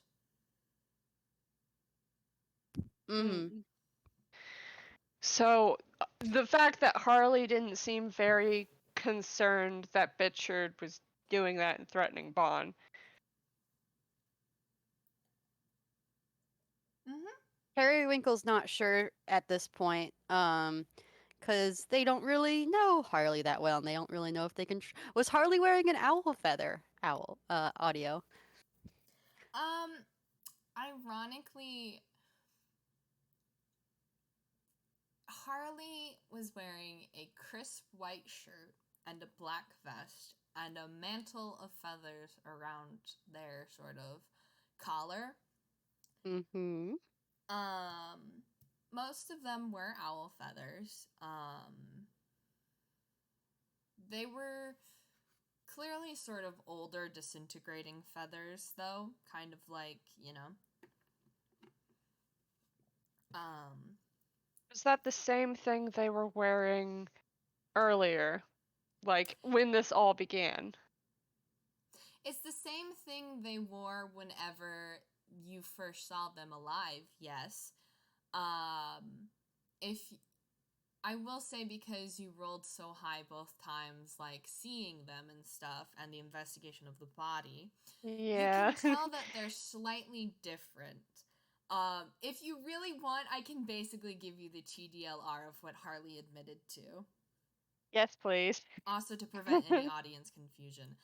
Basically, Harley faked their own death by making a fake body, killing it themselves, and made it with the assistance of Bon and like Morticia and presumably others. Nice. And they called it their masterpiece because they're an artist and they're just weird. I'm Sometimes you just pretty gotta kill sure yourself. Nikolai figured that out already. He was just waiting for the audience to catch up. Amazing. I mean, because there were things you couldn't tell me about the body when he investigated it at the very beginning, so...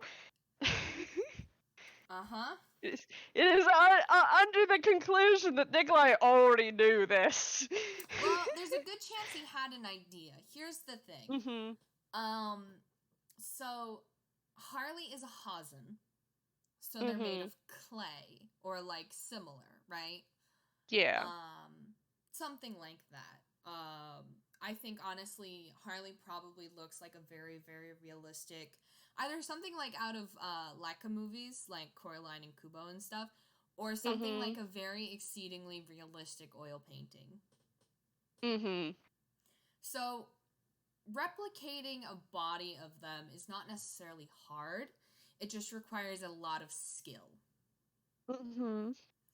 Versus, is this seriously the whole like reason Harley got into art? Because if so, that is absolutely hilarious. No, I can give you a tiny bit more before we get back to it, out of character as a treat.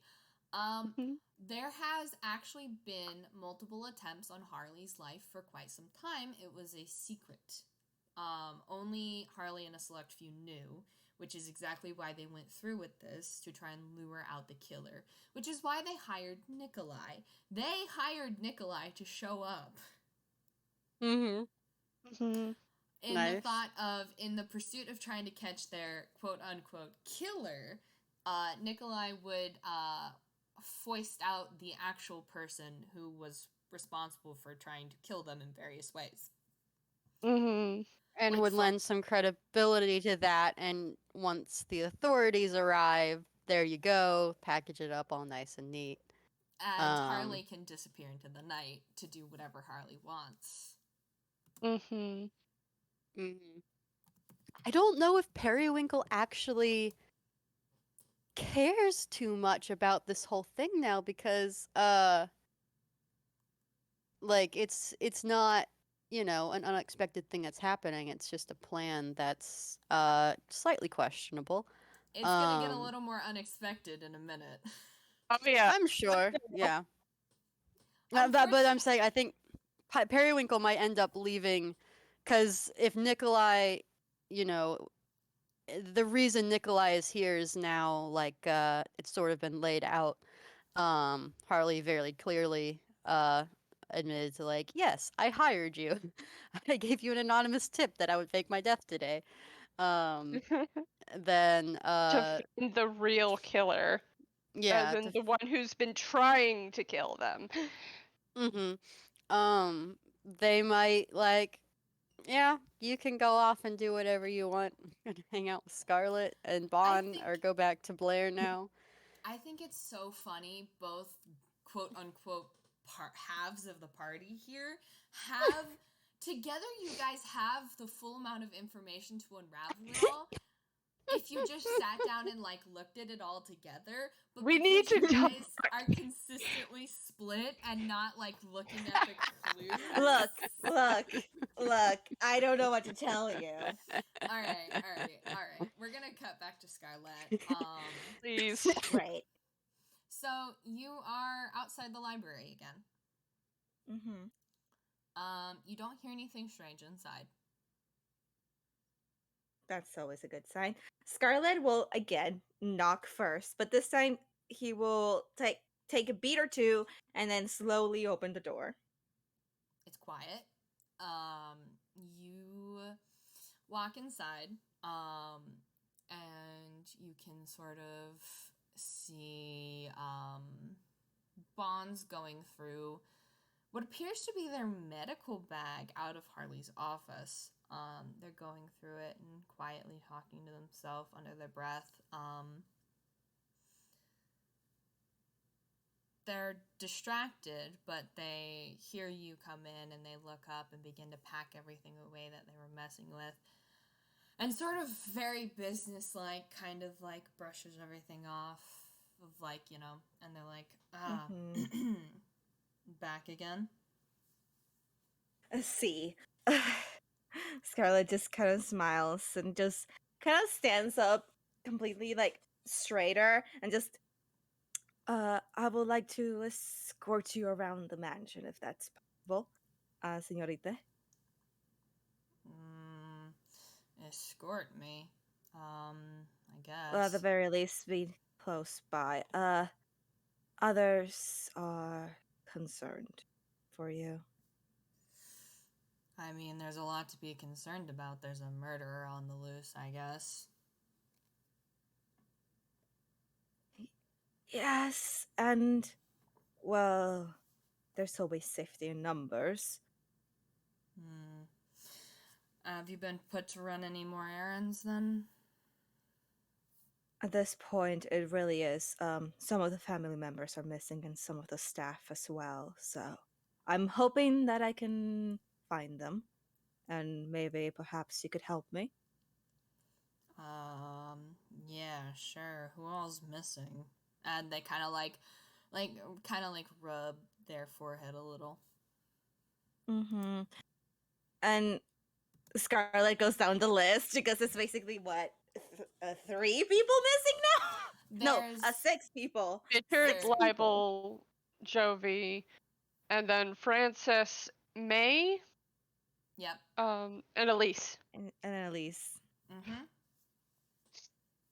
Bond's like, if Bond had eyebrows, they would be like climbing up their face. Like the longer the list goes on, and they they just kind of shake their head. They're like, okay, well, if May or Francis hasn't shown up, and probably Elise, my guess is check the kitchen first, because May works in the kitchens, and Francis likes to make sure May doesn't put knives in the walls, and Elise likes to steal the silverware, so...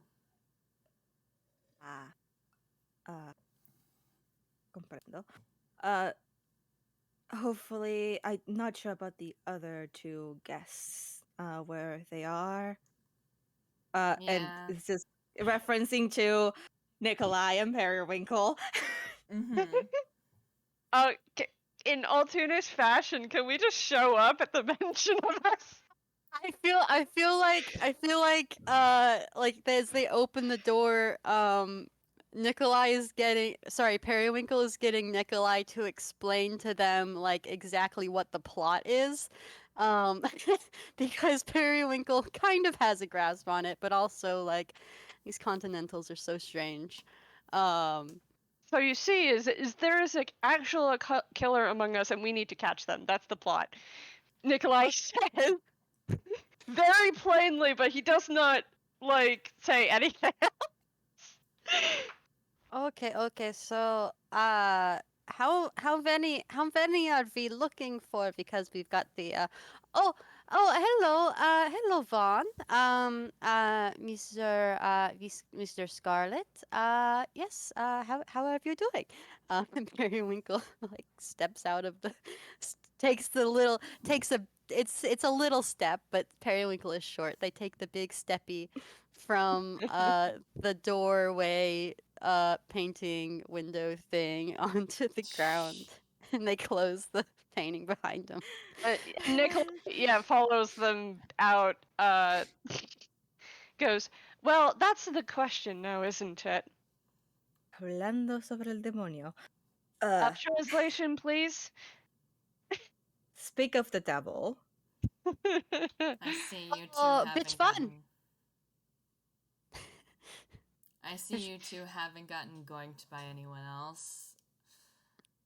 Oh no, you just please, Vaughn. I'm sure you know about. I'm sure you can guess my relationship with death.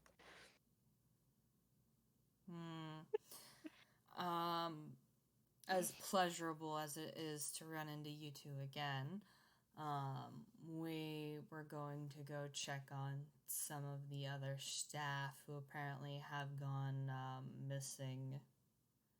Oh, some people have gone missing. Please do tell.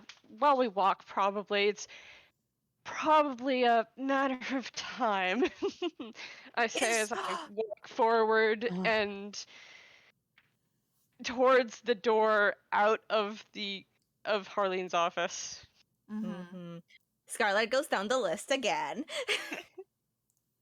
Periwinkle is like thinking off in the corner and interrupts. Sorry, because Periwinkle's like this.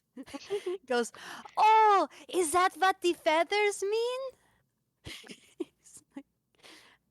Cause the feathers are we people with feathers in on the whole little what did you call it? The vlot? This Nikolai just kind of waves his hands back and forth, trying to get the professor to stop talking about that. Periwinkle's asking Bon. Bon just looks so tired.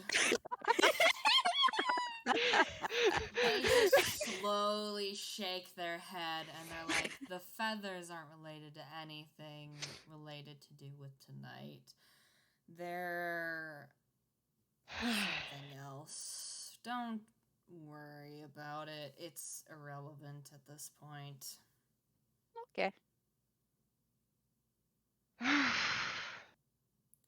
Anyways, that's very interesting. So you pictured Jovi. And then Francis, that's the head of staff, right? Yes, you also miss Libel. He's probably skulking around somewhere.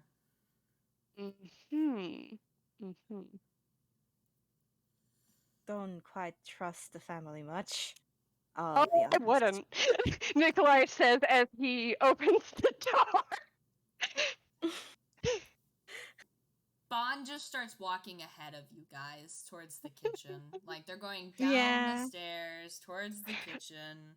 And Nikolai probably speeds up to catch up with them. Scarlett's just walking along, like, close by. Periwinkle probably lags behind a little bit because they're like holding their arms out and like taking big steppies down the stairs because they're very short. Bless. And Nikolai is going to continue talking. You see, I found a curious piece of information, and well, it's very interesting that Bichard and Jovi are missing because of this very interesting piece of information I found. So What would that be? interesting, I'm sure.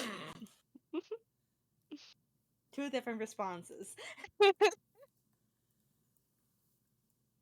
Now, there seems to be a bit of conspiracy going around here, and, well, apparently, and Nikolai lowers his voice because he knows he's speaking out loud. Bichard has been cheating on his wife.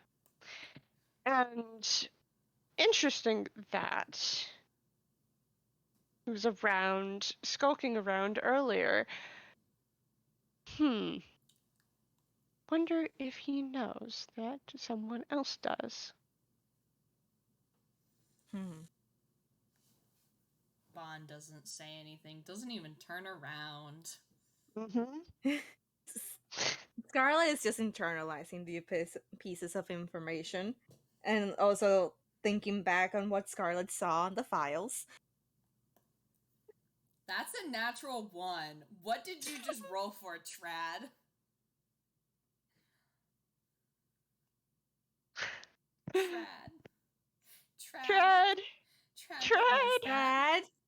Trad, please. Come back to us. Come back, Trad. Oh, sorry, I had my mic off. Hello. Jeez. Periwinkle was doing a general perception as they're walking down the stairs and down the hallway.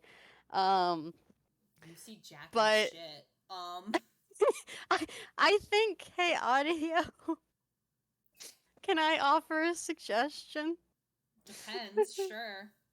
With a natural one, they get distracted and like looking behind a flower pot or something, like one of the big tall ones, like with the big like half like baby tree in it that's always inside in fancy places. Uh-huh. And they get split from the group. Sure. Oh my god. Oh my god. She's like, I think what it is, they're looking for more like secret passageways.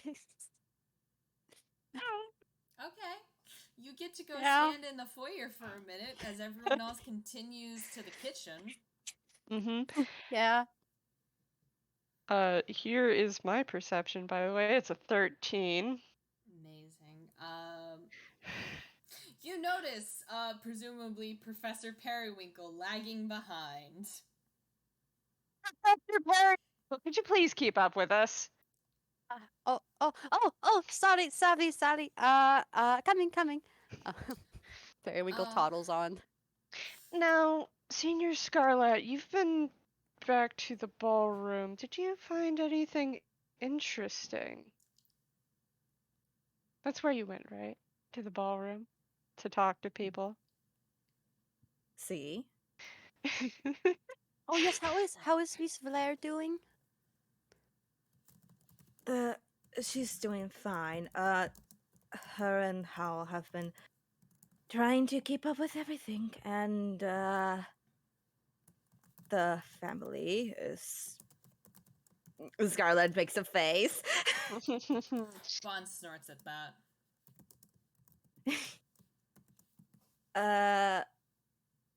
There something. That esto es lo que está pasando. As far as I Translation, know, please. I do apologize that I far keep as- asking. as far as I know, every time the Scarlett is asked, Scarlett has to like pause because it's just so instinctual to say stuff in Spanish, and just having to pause to try and think and. Yeah. So, Bond opens the door to the kitchen. Yep. Oh, and great. Nikolai is paying attention, by the way. Let me paint you a word picture because it's not immediate. Mm-hmm. Mm-hmm. Can before they step in, Periwinkle wants to ask Bon a question. Yes, Periwinkle can ask Bond a question. Periwinkle speaks in primordial and asks if basically like is your family going to be all right? Bond. Oh my god. Oh my god. I have to have Bond roll something. Oh no. Where's your sheet, sweetheart? You have to roll a wisdom save. Oh God. Okay, so a dirty 20. Time to have them roll something else.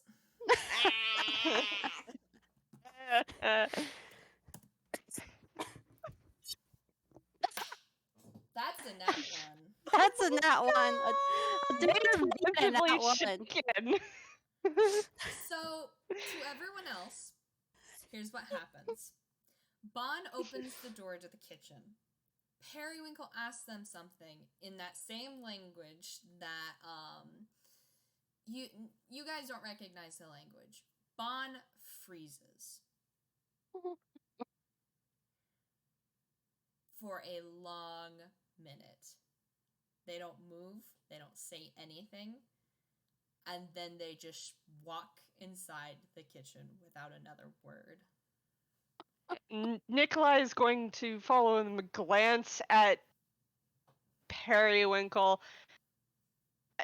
is the see invisibility still up? Because I do know it's limited. It would have to be recast again because I. Wait, let me double check because I could It's an have been. hour. I mean, it's been about an hour, ironically, at Mhm. least. So, Periwinkle, would you have recast it so you could keep an eye on Nikolai. Nikolai? I think if it's just now dropping, like, I don't know, suggestion thematically that whatever glance Nikolai casts Periwinkle is like the last bit before the see invisibility wears off, and at the moment Periwinkle does not bother to recast it. Okay. So Nikolai looks at Periwinkle with an expression which it's you can see it in his face. It's kind of hard to really, but it's an expression that literally says what in the jazz noise did you do? Periwinkle just looks very concerned and is following after Bon. And then Nikolai turns and follows Bon into the kitchen and looks around. It's quiet. It's so very quiet, except a very dull noise, like TV static of a TV that's been left on a channel that's gone to snow. I would like everyone to roll me perception. Mm-hmm. Oh, fun. Oh gosh. Ah, that's Don't worry. Periwinkle. Hey! At least I got a 12. It's not So, not too bad. so here's what happens. Bon stops dead again. Periwinkle, you probably walk right into them. Yeah. And Senor Scarlett, you can see around them because you're similar height-wise. Bon's wings sort of flare out a little, but Noir, you catch the edge of it.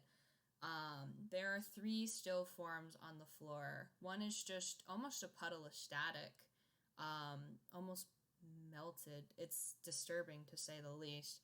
And the other 2 still forms, their ink has melded together to make almost the exact perfect magenta shade as Bon's shirt. Okay. And I would like everyone to roll me a whiz save. Oh, even me? Alright. Here's the thing. It's 3 dead bodies, one of which is half melted into TV static, essentially on the floor. Yeah.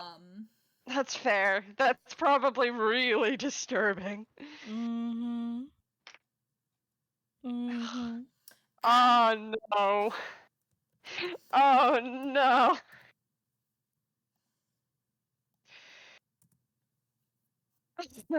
Oh. Oh. Here's the thing. Harley told you both that basically told you both that no one was supposed to die except for them. And these are 3 people under Harley's employ, under Harley's protection. Scarlett, out of everyone, you do the best because, if anything, in a way, you were warned. Mm-hmm. Or, you know, the vibes of they haven't been seen in a while, ... You don't know Harley's alive. As far as you know, there are 4 dead people now. Yeah. Scarlett didn't promise to bring them back because Scarlett was afraid that. Yeah. I think for Periwinkle that 6 translates into them being a little, not a little, quite angry, because their previous concern uh, about, The the, staff. no, about, gosh, freaking, um, The mess. Harley not, you know, not planning this out well, and not, ensuring the safety of others, appears to be very founded. Um,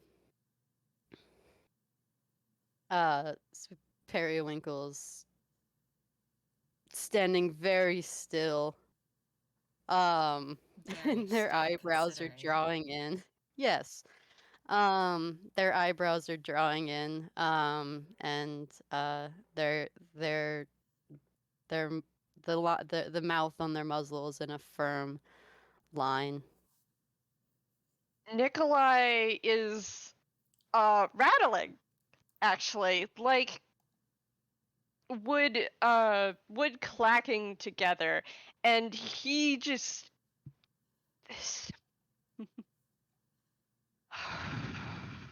okay. Okay, we need to, yep. Okay.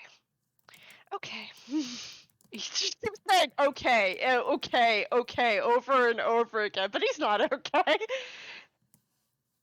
No. Periwinkle places a paw on Nikolai's shoulder, a firm paw. Mm-hmm. How's Bond doing? I mean, with an 11, they're doing. Hey, Periwinkle, you remember how you asked if their family was going to be okay?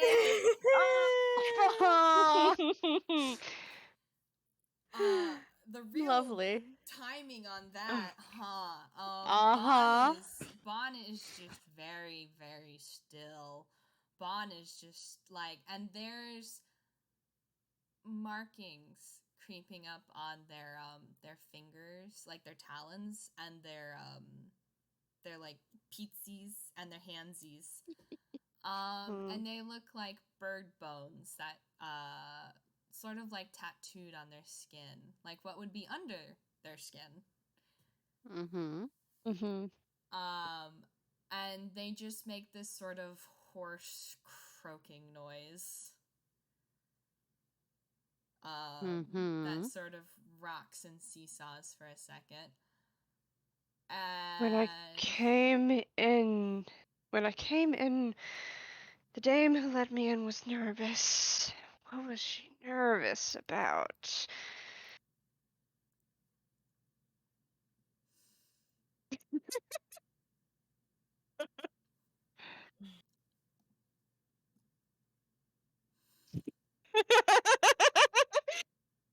Says Nikolai.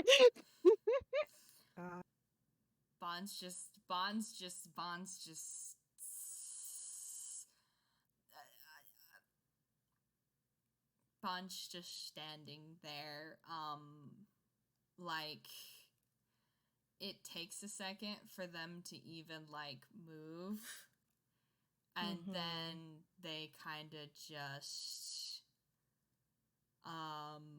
look at their hands for a second and just mutter under their breath in Oran. Periwinkle, because you know Primordial, Bon is essentially saying they don't have any spells for this. They don't have any spells for this, because there's no saving Elise, unfortunately. Whatever happened to Elise is, and they don't have any spells prepared to revive someone that's clearly been dead for longer than a short period of time, and they've already used up several spell slots that could have potentially done something, and just muttering to themselves a little.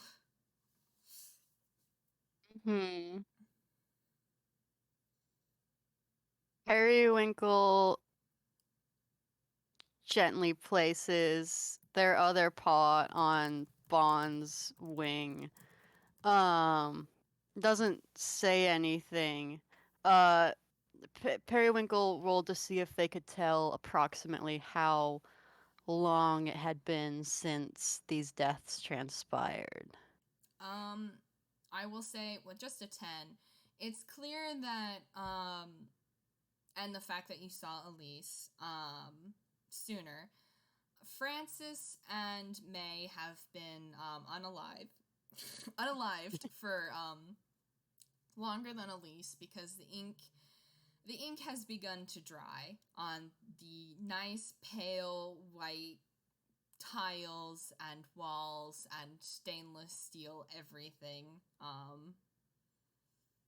making it very stark and clear. And so, yeah, you can't tell exactly, but it's been a fair bit. And because, Nikolai mentioned that he had seen Francis, and you'd seen Francis before you guys had, really super started wandering, because Francis had left early on. So you can presume it's been at some point in that time period. Mm-mm. So Elise was sometime within the last hour, and before the last hour. Yep. Because remember, Elise left. You cast invisibility. See invisibility. So it would have been a little bit before the last hour. Because right before we walked in, see invisibility went up, which means it's been an hour.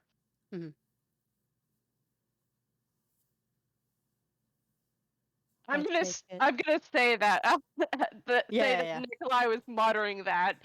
Amazing.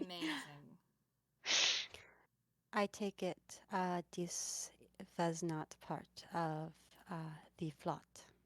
No. Wouldn't be. Which means we're entering more dangerous territory. Let's go to Soto, because Soto rolled hammer space. Scarlett rolled hammer space. Scarlett rolled hammer space. Scarlett rolls hammer space, and you see him pull out a bouquet of golden marigolds, and he take out three of them, and just very gingerly holds them for Bond and putting away the rest of the bouquet. Bond probably takes them without looking, and just they kind of woodenly take them and then just hold them for a second, look at them, and then put them on the counter and kind of just shakes their head just in a disbelieving motion and just stalks out of the room. Don't go too far. Nikolai shakes himself, and he stops shaking because he is putting on "this is serious time" mode. I'm working. Puts away his wisdom save. Compartmentalize it out the window. It's time to work, so any freak out time will need to be happened much later. And he's gonna roll hammer space and pull out gloves, hopefully. Is Bond stalking out of the room? Yeah, they're just straight up they need out. They're just yeah.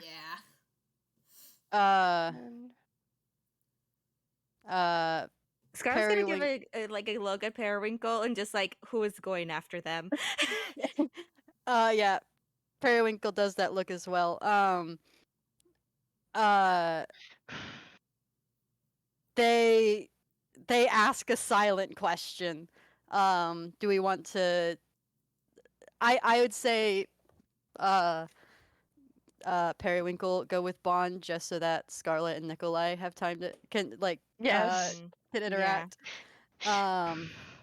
And like Scarlett seemed to handle it pretty well. This is fine. So yeah, and Periwinkle can't understand Bond slipping into language, so yeah. Periwinkle's gonna catch Scarlett's eye, nod. Let's not split up into Yep. one-person groups. Yep. And Periwinkle trails after Bond. All right. Put on my gloves and I get to work, and I'm gonna roll investigation. Okay. Scarlett is also gonna take a look-see around, investigate around the like room, basically, not being careful, not touching any of the bodies or anything like that. Okie dokie. You want to roll investigation as well? Yeah. Nice. Yeah. Nice. A natural 21. 11. I'm gonna. Decent. I want to. Well, obviously, I want to try to discern how each of them died. Like, because even though the colors are blending together, I'm a UPAN. So I should probably know what kind of death would cause that to be so quick, at least. Well, it appears they both bled out. I'm gonna go with Scarlett first, just so I can spend a little more time describing for you. So, Scarlett, the room is, as far as you can tell, it's like there wasn't a ton of struggle, it seems, in like the wider area, which makes sense because no one heard much. It's almost like whoever came in wasn't expected to be, slash and stab and kill. But it's clear that there was some sort of struggle a little once, the whole slash and murder and kill part happened. Yeah. There's a few like pans knocked around and this and that. You have a feeling that the walls are pretty thick. So that's probably part of why, not to mention this is a kitchen, people's used to clattering noises. So even if anyone had heard, there's a good chance they would have dismissed it. So Nikolai, this is clearly like, it looks like May, despite like wielding knives and stuff like that, was brought to their end at their own blade, unfortunately. May being a UPAN, all that's really left is kind of their outline and this puddle of ink. Their poor chef's hat is deflated. And it's hard to tell with UPANs, I feel, at times, just especially if they go to puddle like this. Yeah. Especially if they were stabbed to death. With Francis, it's a little bit easier because Francis is a rubber hose.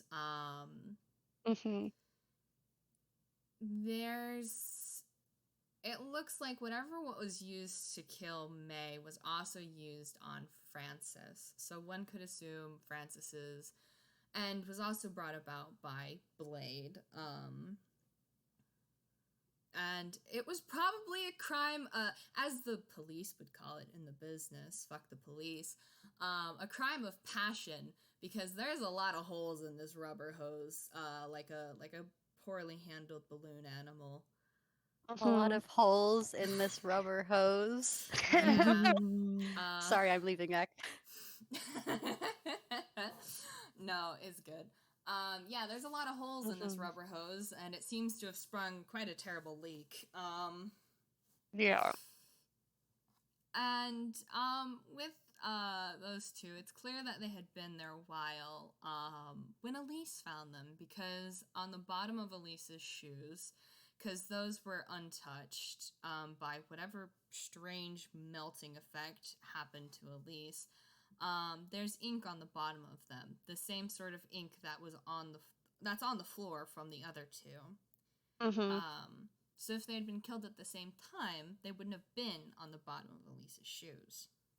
Exactly. So Elise presumably found the bodies, and Elise didn't get to tell anyone else about the bodies. Mm-hmm. So, presumably, Elise found the bodies, and then the one who, or perhaps the one who knew that these two were here and did not want anyone to find out, killed Elise. It makes a lot of sense that the killer would return or wait around the scene of the crime just to make sure that nobody knew that they did it.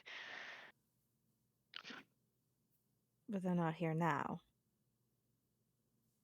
Considering we're all still intact. And no one's attacked us yet. Senor Scarlett, what did you find when you look around the room? See, seems they weren't being expected to be hit or killed or anything like that. There's very little struggle, if anything. So the victims mostly, knew the killer. most likely. Considering the party,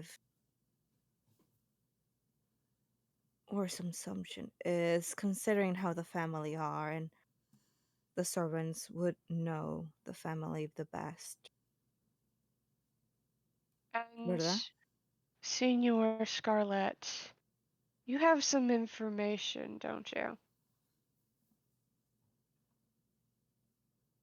I know who's not here. Mm-hmm. But you have more information. Roll insight. And roll deception, buddy. I'm gonna roll insight. Yeah. Roll deception, Senor Scarlett. Mm-hmm. Oh, great.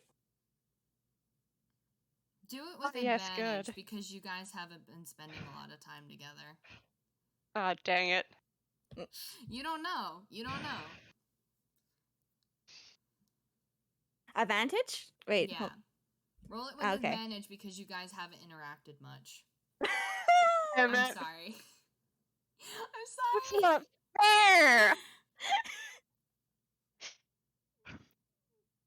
Look, Scarlett knows how to look away. I'm not sure what you're talking about. You can continue to press, though. I will say, I'll be nice, just because your detectively intuition presumes things, even if you don't get a confirmation. I mean, even if I don't get a confirmation, I know that Scarlett had gone back to the ballroom to talk to people, which means that Scarlett does have information I don't have. Fight.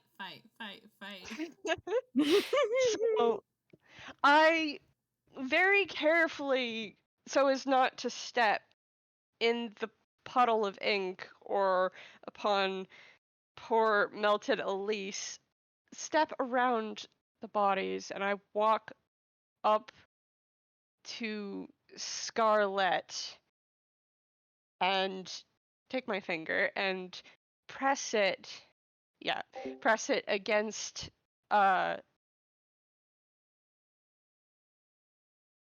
this Tallman's chest as much as I can reach because I am very short. Yeah, Scarlett's kind of tall. And I'm going to say, Senor Scarlett, I am trying to make it so that nobody else dies. You can see there are three bodies now. Now, if you know anything about the family, Three people, bodies. Yes, 3 bodies There's behind me. 4. Scarlett gives an eye at Nikolai.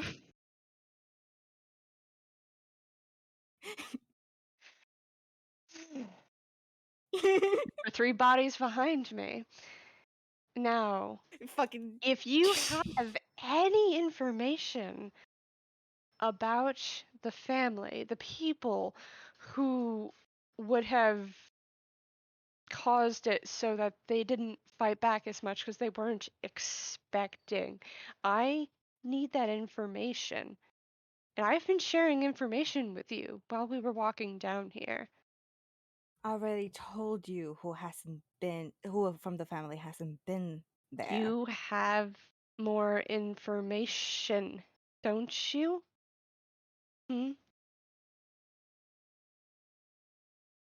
Other I'm than not sure that, if it's my place to share it, considering I'm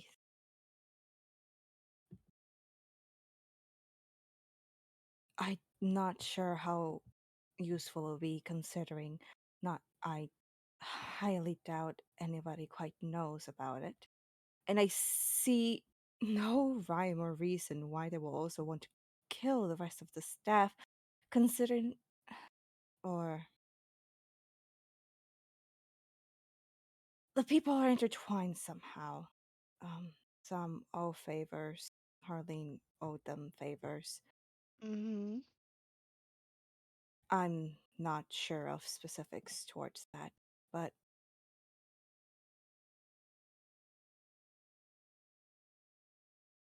Martisha has the will. Mm-hmm.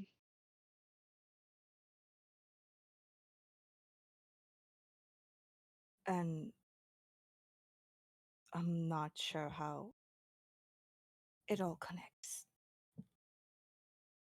Well, let's just say that, and I swirl my hand towards the bodies behind me.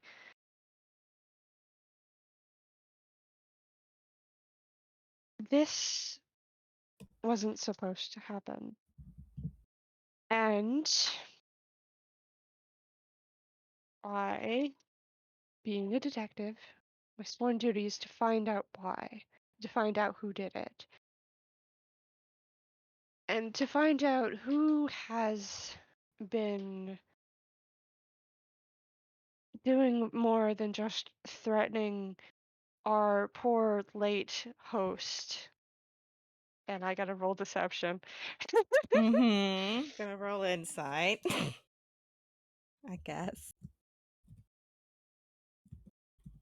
Oh, yes, 7. Amazing. 3! Yeah, they don't know each other that well. No. And Nikolai mutters something, but apparently it's quiet enough that Scarlett doesn't hear him. Mhm.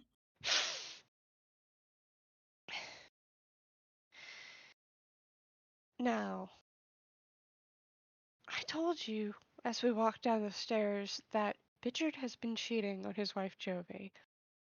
I found some evidence on that just earlier. Lindy. I'm sorry. Lindy. I'm sorry. I mixed them up. It's Lindy. He says Lindy. Bichard has been cheating on his wife, and I found some evidence to support that. Now, you said that Bichard was missing. If you have any other information besides the fact that all of the staff, all of the people here had either owed Harleen a favor or otherwise were connected, then it's suspiciously looking as if Bichard, who had just earlier been threatening Bon, might be our culprit. Perhaps I'm or there could be more.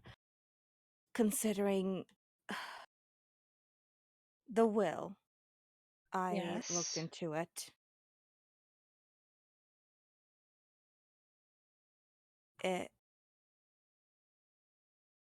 Señorita Bond holds all, well, they're going to inherit everything from Harley. Mm-hmm. None of the family are gonna get anything. And I'm not sure if anybody else read it or not.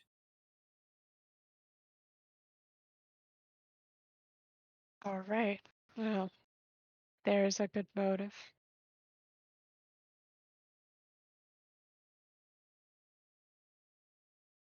And I think Nikolai is going to lean back out. Thank you.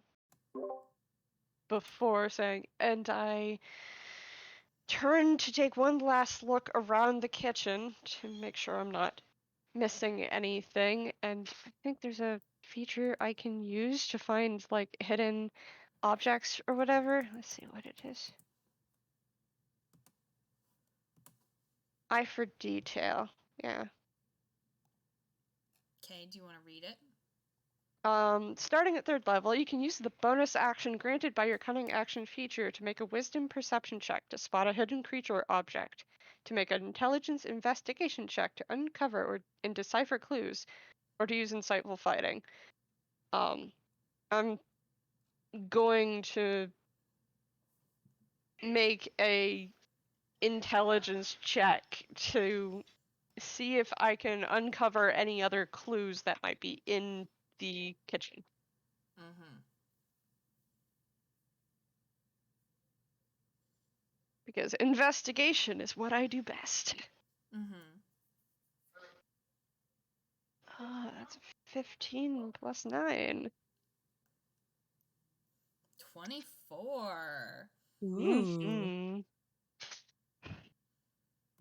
So you go looking for just a second, and you see something sticking out from under the counter, where Magenta seems to have normally stood behind and sharpened their knives and cooked at. Mm-hmm. And as you pull it out, it is another manila folder. I'm going to very carefully take a look inside. Okay. It's information. Mm-hmm. It's written in, it's actually written in a sort of code, like thieves can't. So you can understand it.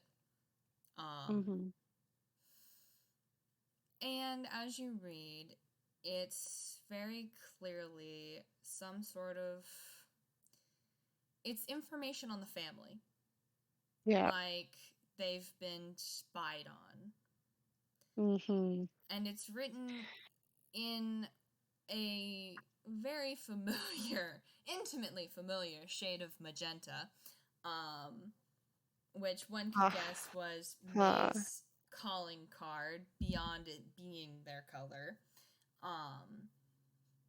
And there are little penned notes on the side in a different sort of handwriting in black ink or some sort of dark color, which you're now intimately familiar with the shade of. Mm-hmm. So these are reports penned by Francis and May, having to do with details on spying on the family. Mm-hmm.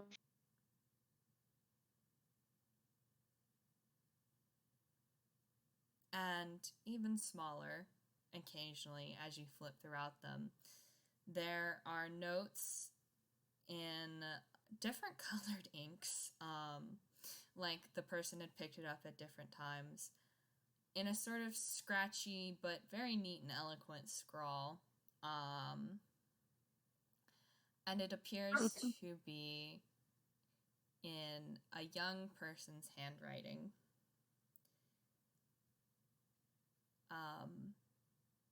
It's in Mag's handwriting. Mm-hmm.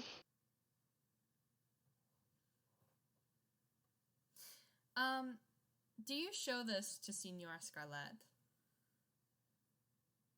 I do, considering he has been a little more forthright with me now. Mm-hmm. Senor Scarlett, can you do me a favor and roll me either insight or intelligence? I'll do intelligence. Because that actually has a modifier. Great. I'm gonna be nice to you. Mag's been carrying around two things: a manila folder in their book and their pendant. You have the pendant.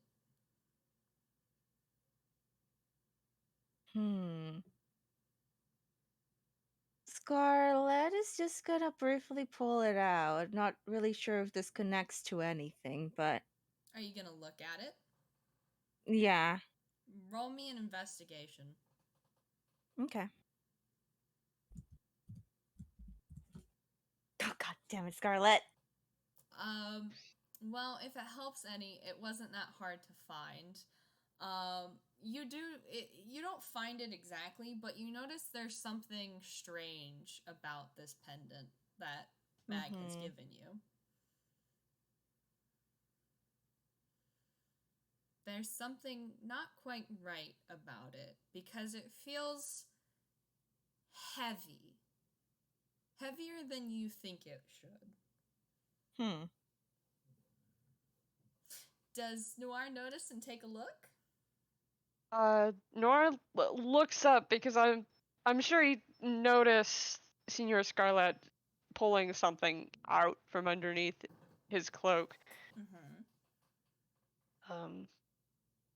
Was that roll investigation, please? Yes, you can. All right. Ah, yes, that's good. Eh. Hey, Noir. You know what something that has a microphone or a recording device attached to it in secret looks like. Yeah.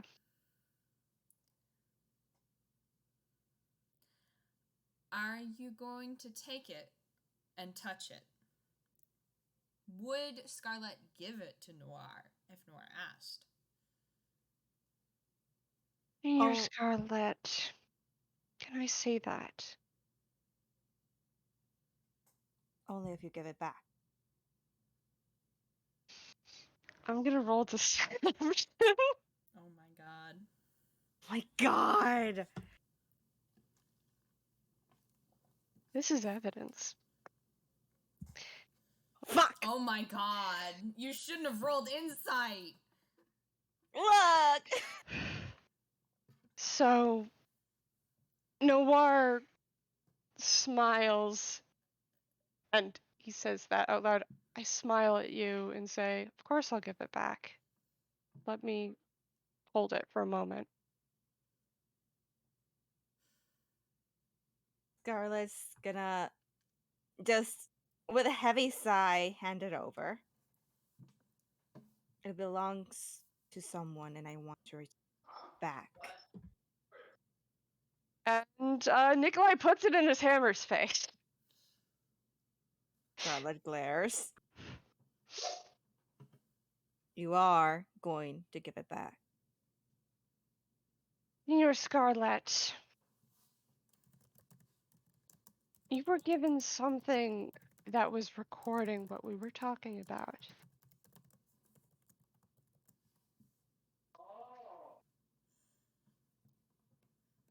And You no, are. I'm not going to give it back. It is evidence.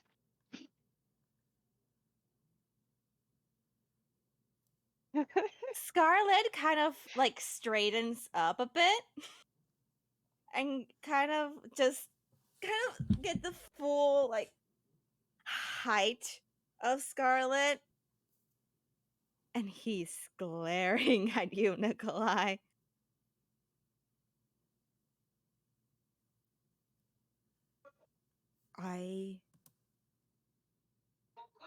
If you can figure out to who it goes, whatever's being recorded goes to, or if it's just kept there in the tent, I don't care. I promise them I will keep it safe, and you better keep it safe. I'm not going to break it. It just needs to be in my hammer space where it can't record us anymore. Fine.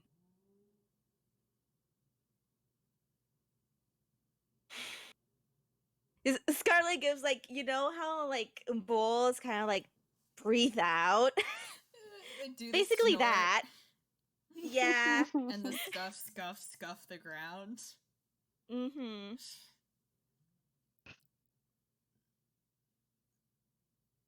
I think if you guys are okay with it, we'll jump to Bon and Periwinkle and leave Yeah. those two in their little Mexican standoff.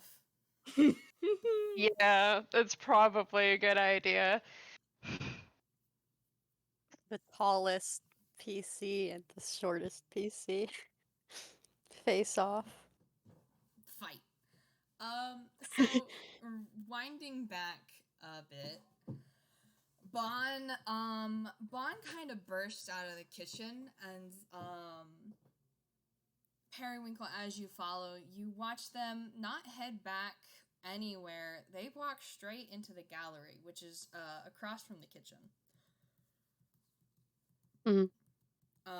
It has a very fancy glass door, so you can get a peek inside. It's dark, but Bon, without thinking, clearly flicks one of the lights on, because there's multiple lights, and a dim set of lights appear, sort of like the inset circular lights that are meant to show off the pieces specifically arranged in a special way, rather than actually light the room. Mhm.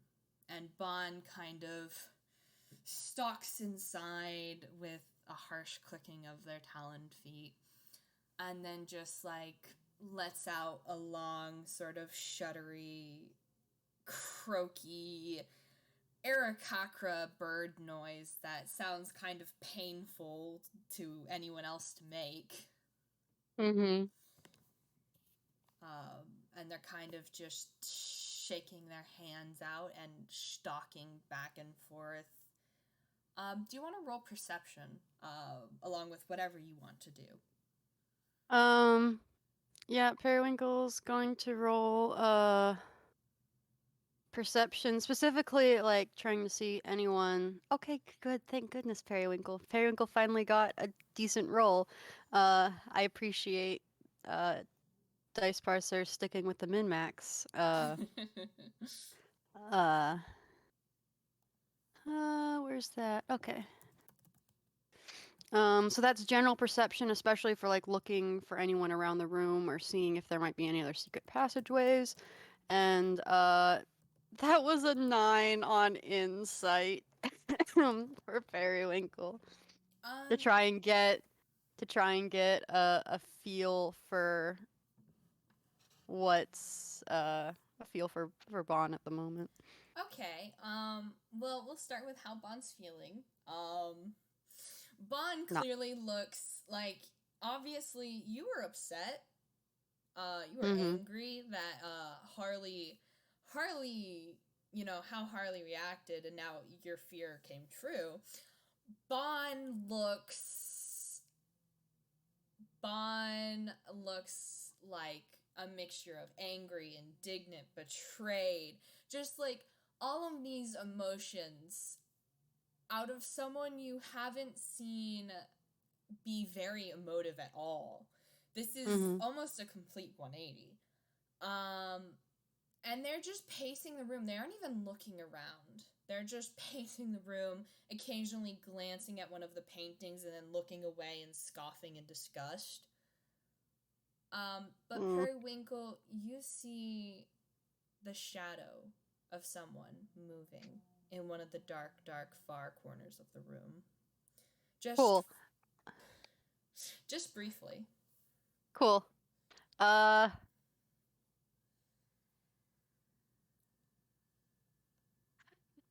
to fumble. Time Great to timing. fumble. Periwinkle. Fumble. Okay, where's that? It's in your note sheet, if that helps. I know, I have it. I have my note sheet up. Or I had my note sheet up. I had my note sheet up on the other computer. I have it. I have it. Roll. I'll Okay, tell you. okay. You can do it. I believe in you. Yes! Yes! Oh my god. So you know what this is. It's a sleepy one, right? Nope, it's a scamper one. It's the scamper popple. Okay, cool.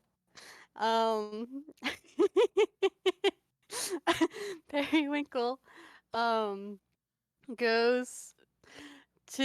reaches into their hammer space to pull out their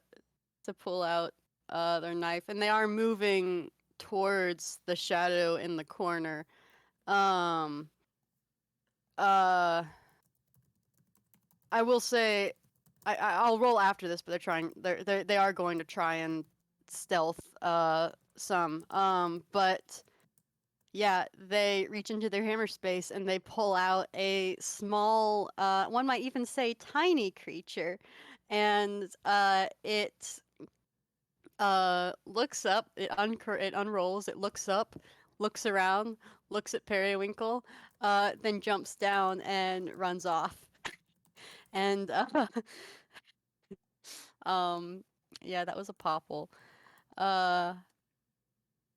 And Periwinkle pulls out the knife this time. Okay, do you want to roll me sleight of hand so it's not super noticeable you're palming a fucking knife? Okay, cool. That was a 6 on stealth. That was an 8 on sleight of hand. Periwinkle is just kind of stalking towards the corner. Yeah, pulls out a little creature that just kind of runs off into the dark corners of the thing. Don't worry about it, it's fine. And yeah, walking towards the shadow with a knife. The shadow... have the shadow move. As Bon whirls around just in time to see you pull out a knife and start walking over, walking around, and they're just like... yeah, that shadow disappears. And Bon's like, what are you doing? What are you doing? Something was here.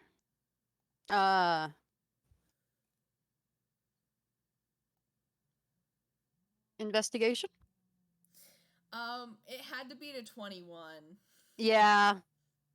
Something is, does Periwinkle at least know that it is still here with a 17? Probably because the door, did you shut the door behind you?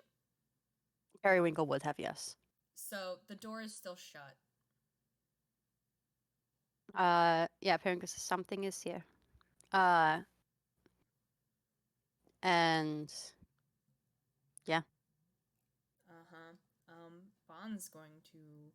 Bond's going to roll perception now because yeah, they're in the middle of a freak out, but also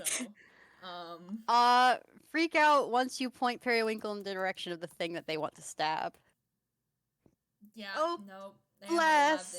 They're looking around, but it's clear like they're still very sort of emotionally so it's like they're looking around and like their head even like does this swivel and they're like, what are you talking about? Is there something here? Are you talking, is there someone? I know there's passages, but... Where are the passages in this room? stand by a second as Bond remembers and audio pulls up their cheat sheet.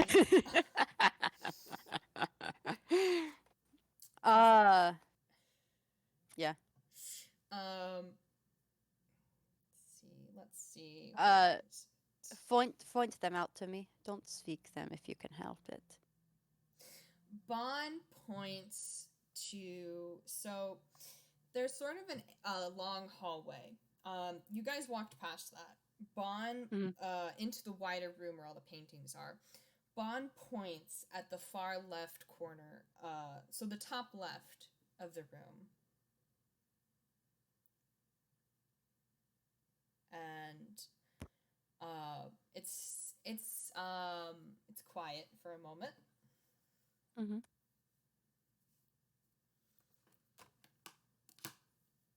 Periwinkle's nodding. I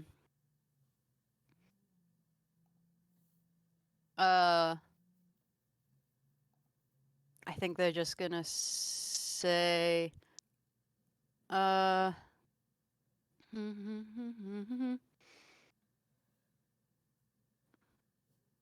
think they're just gonna say, watch the exits. And they're going to look again. Mm-hmm. They can see. 14. You don't see anything, but thankfully for you, thematic planning comes into play as you start walking towards the corner of the room, and another light switch clicks on from the back of the room, and you hear clapping. And you see more of the room now. There's lots of displays on the walls, and there's a sort of throne-like chair in the very sort of...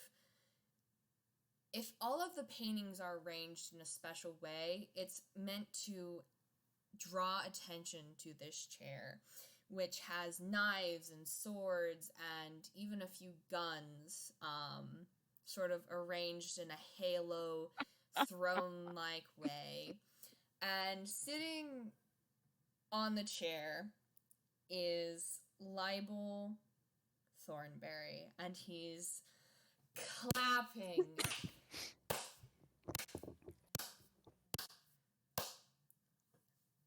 And there are a few display guns open next to these two tables on either side of the throne. Uh-huh. And Bond freezes and stares at Libel.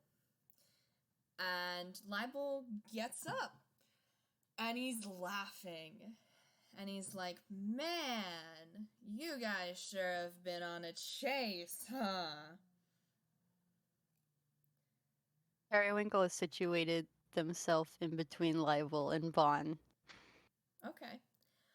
And he just grins at you both, and he's like, you know, I never expected good old Gran to go around hiring a detective and throwing a whole party and all this and that. I mean, man, you should have heard the siblings, all of them in such a tiff, and then, you know, Bichard and Wald and da-di-da-di-da. Me, I'm the black sheep of the family, you know. Good old Gran, you know, didn't really appreciate my genius, but, you know, Gran is, I like that. And, he picks up one of the display guns, and he starts playing with it. And he's like, he's staying firmly on his side of the room. Mm-hmm. And he's like, you know, and then it's like, man, Harley's starting to, like, finally, you know, really honestly, the siblings did such a favor giving them a wake-up call with all these murder attempts, right? And then, of course, they go and they're, like, cutting everyone off left and right, you know? And oh man, you should have heard the arguments. Walt was so hilarious. I got cut off ages ago, but it's, like I was one of the first ones because they were like, it's for your growth and all of this and that,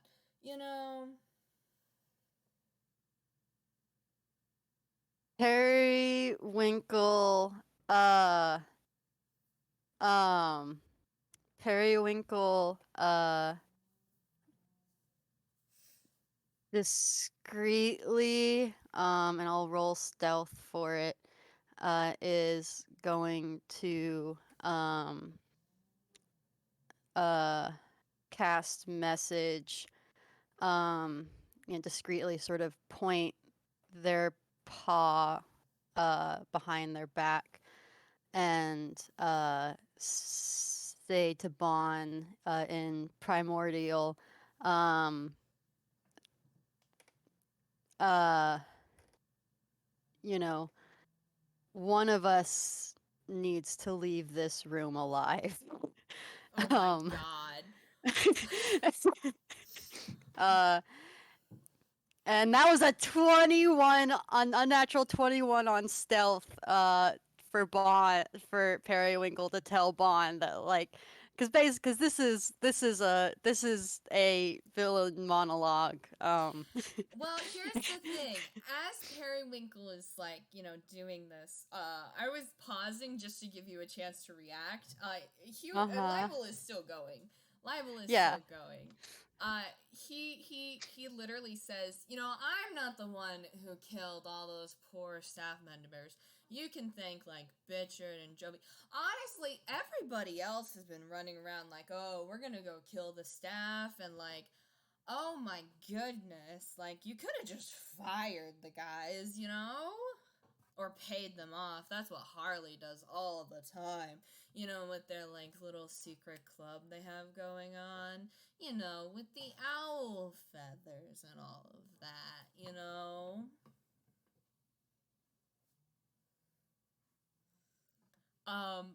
Does Bon say anything back through the message reply, or are they just kind of stuck?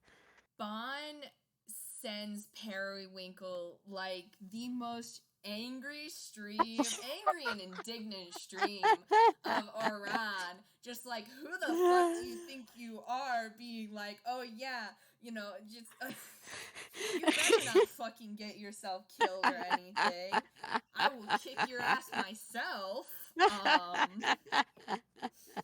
Back to the usual Bond programming.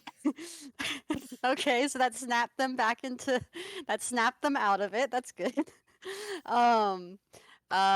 Periwinkle goes,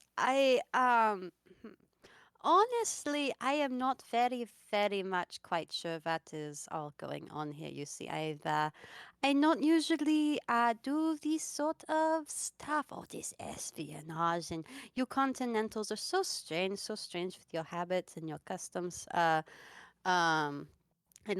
death is a whole thing for you guys, apparently. But I do not think I follow completely. So you did not kill anyone, but everyone else did, or I do not quite. I very, very much apologize. I am not quite. What is it Jean said? I'm not quite with the program. Yes. Libel gives you sort of just a and he sort of gestures at Bon and sort of looks at them in almost a conspiratorial fashion, and he's like, what's that thing Gran loves to say, they quote it all the time, Bon. And Bon very slowly begins to speak for the first time in a minute. And they go, it's paint a different kind of picture. Take the scene. You see how everything is laid out? Good. Now turn it on its head. Paint a different picture. Trick the senses. Obstruct clarity. Shift reality. You are the painter. This is your scene. Take control of it. Only let them see what you want them to see. And Hugh points excitedly with both of his hands, including the one holding the gun, at Bon, and he's like, yeah, that's the thing Gran always would say. They love that sort of 2-cent wisdom. Periwinkle says, seems like they've a very, very wise person. They sure were. It's the really funny thing about my nickname, and I'm gonna say, I'm going to just gently look at the time and be like, so in perfect timing, Nikolai, Scarlett, as you seem to gather that something is wrong with the gallery because all of the lights are on, and you walk in, Libel just grins at both Periwinkle and Bon and says, here's the thing about my nickname, you know what they say, right? Can't believe walk in with my short bow out. Sure. My crossbow out. Libel just says, you know what they say, right?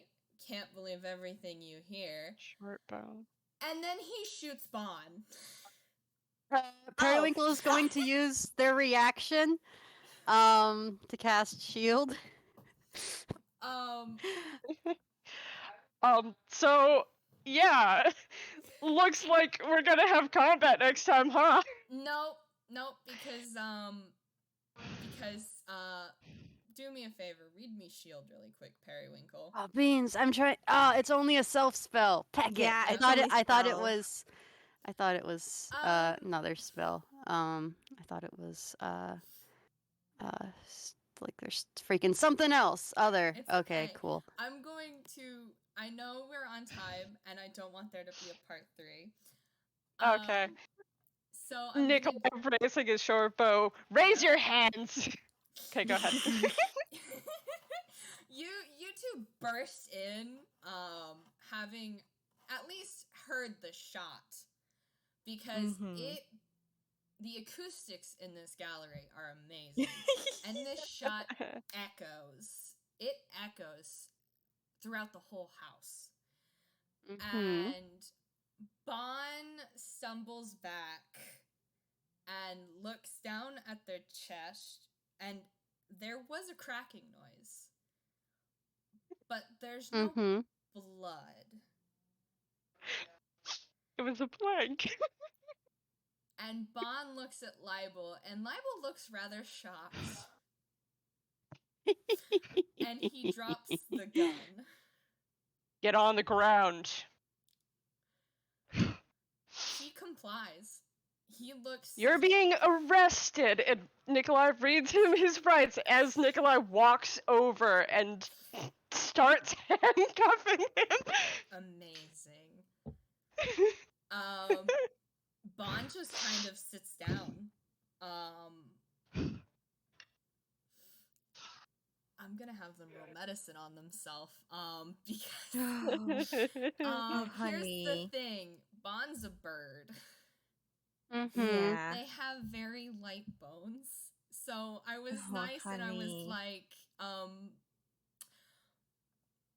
I'm not gonna have them actually be shot, but there needs to be consequences.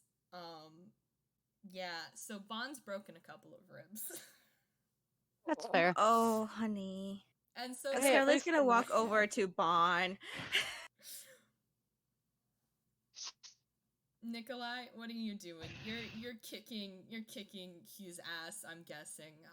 Well, so what's happening is Nikolai is reading Hugh his rights, saying he's being arrested for the attempted murder of Bon Arlo. and for the murder of Harleen Thornberry. That's not quite right, is it, Periwinkle?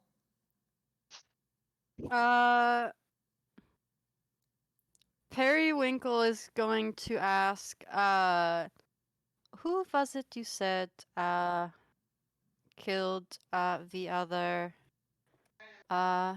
staff members?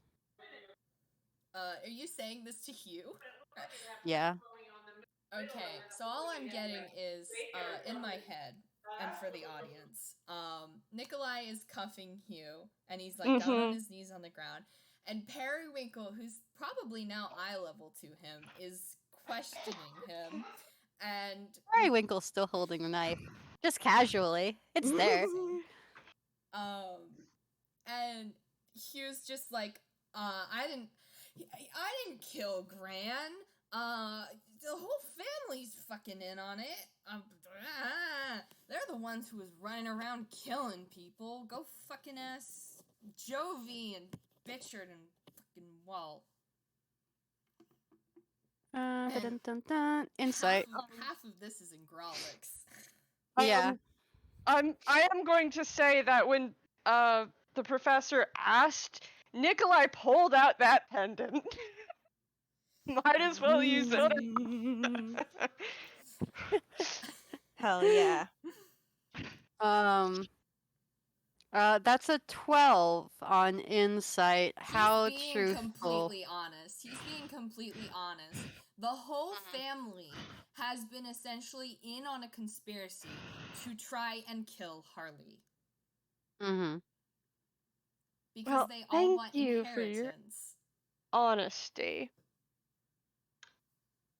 Let's go.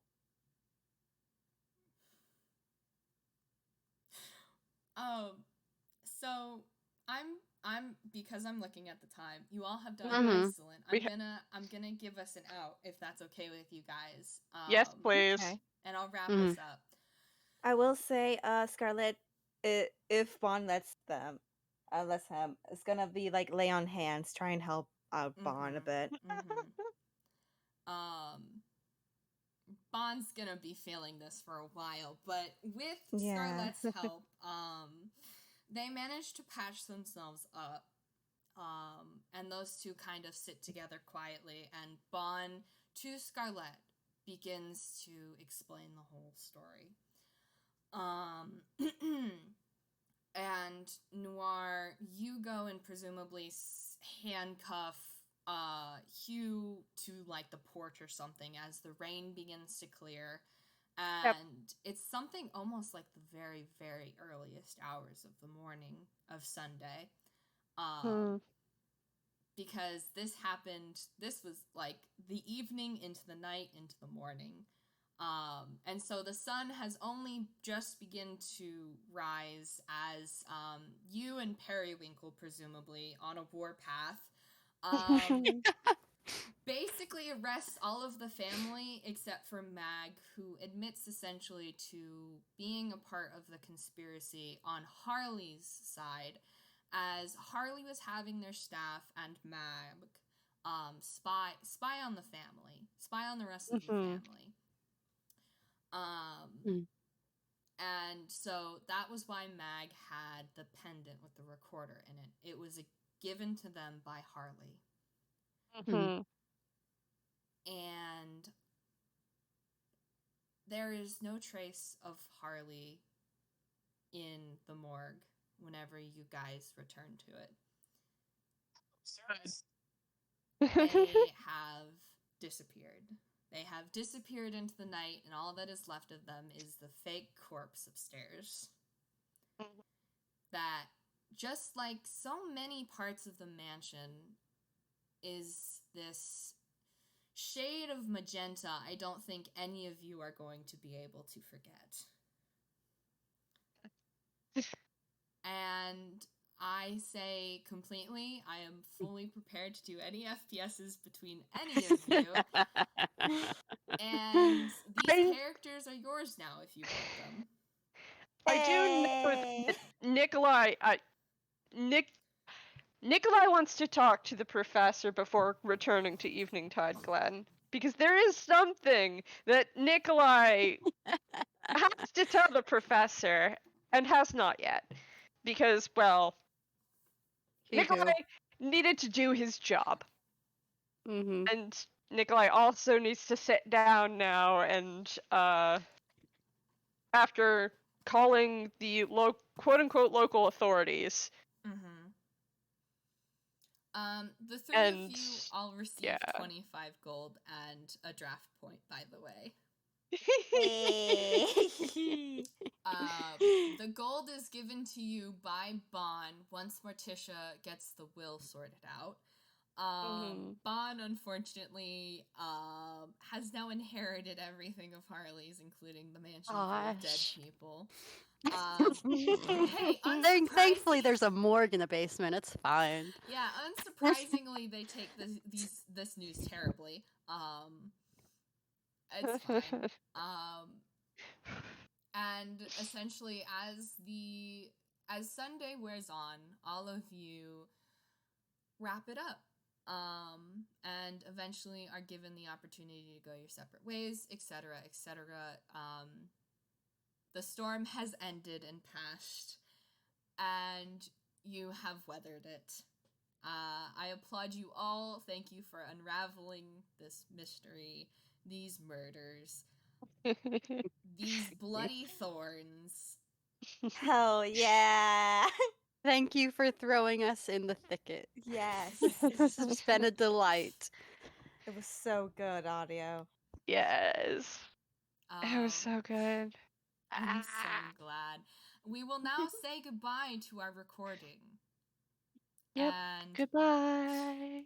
thank you all for coming. Have a good one. Thank you for listening.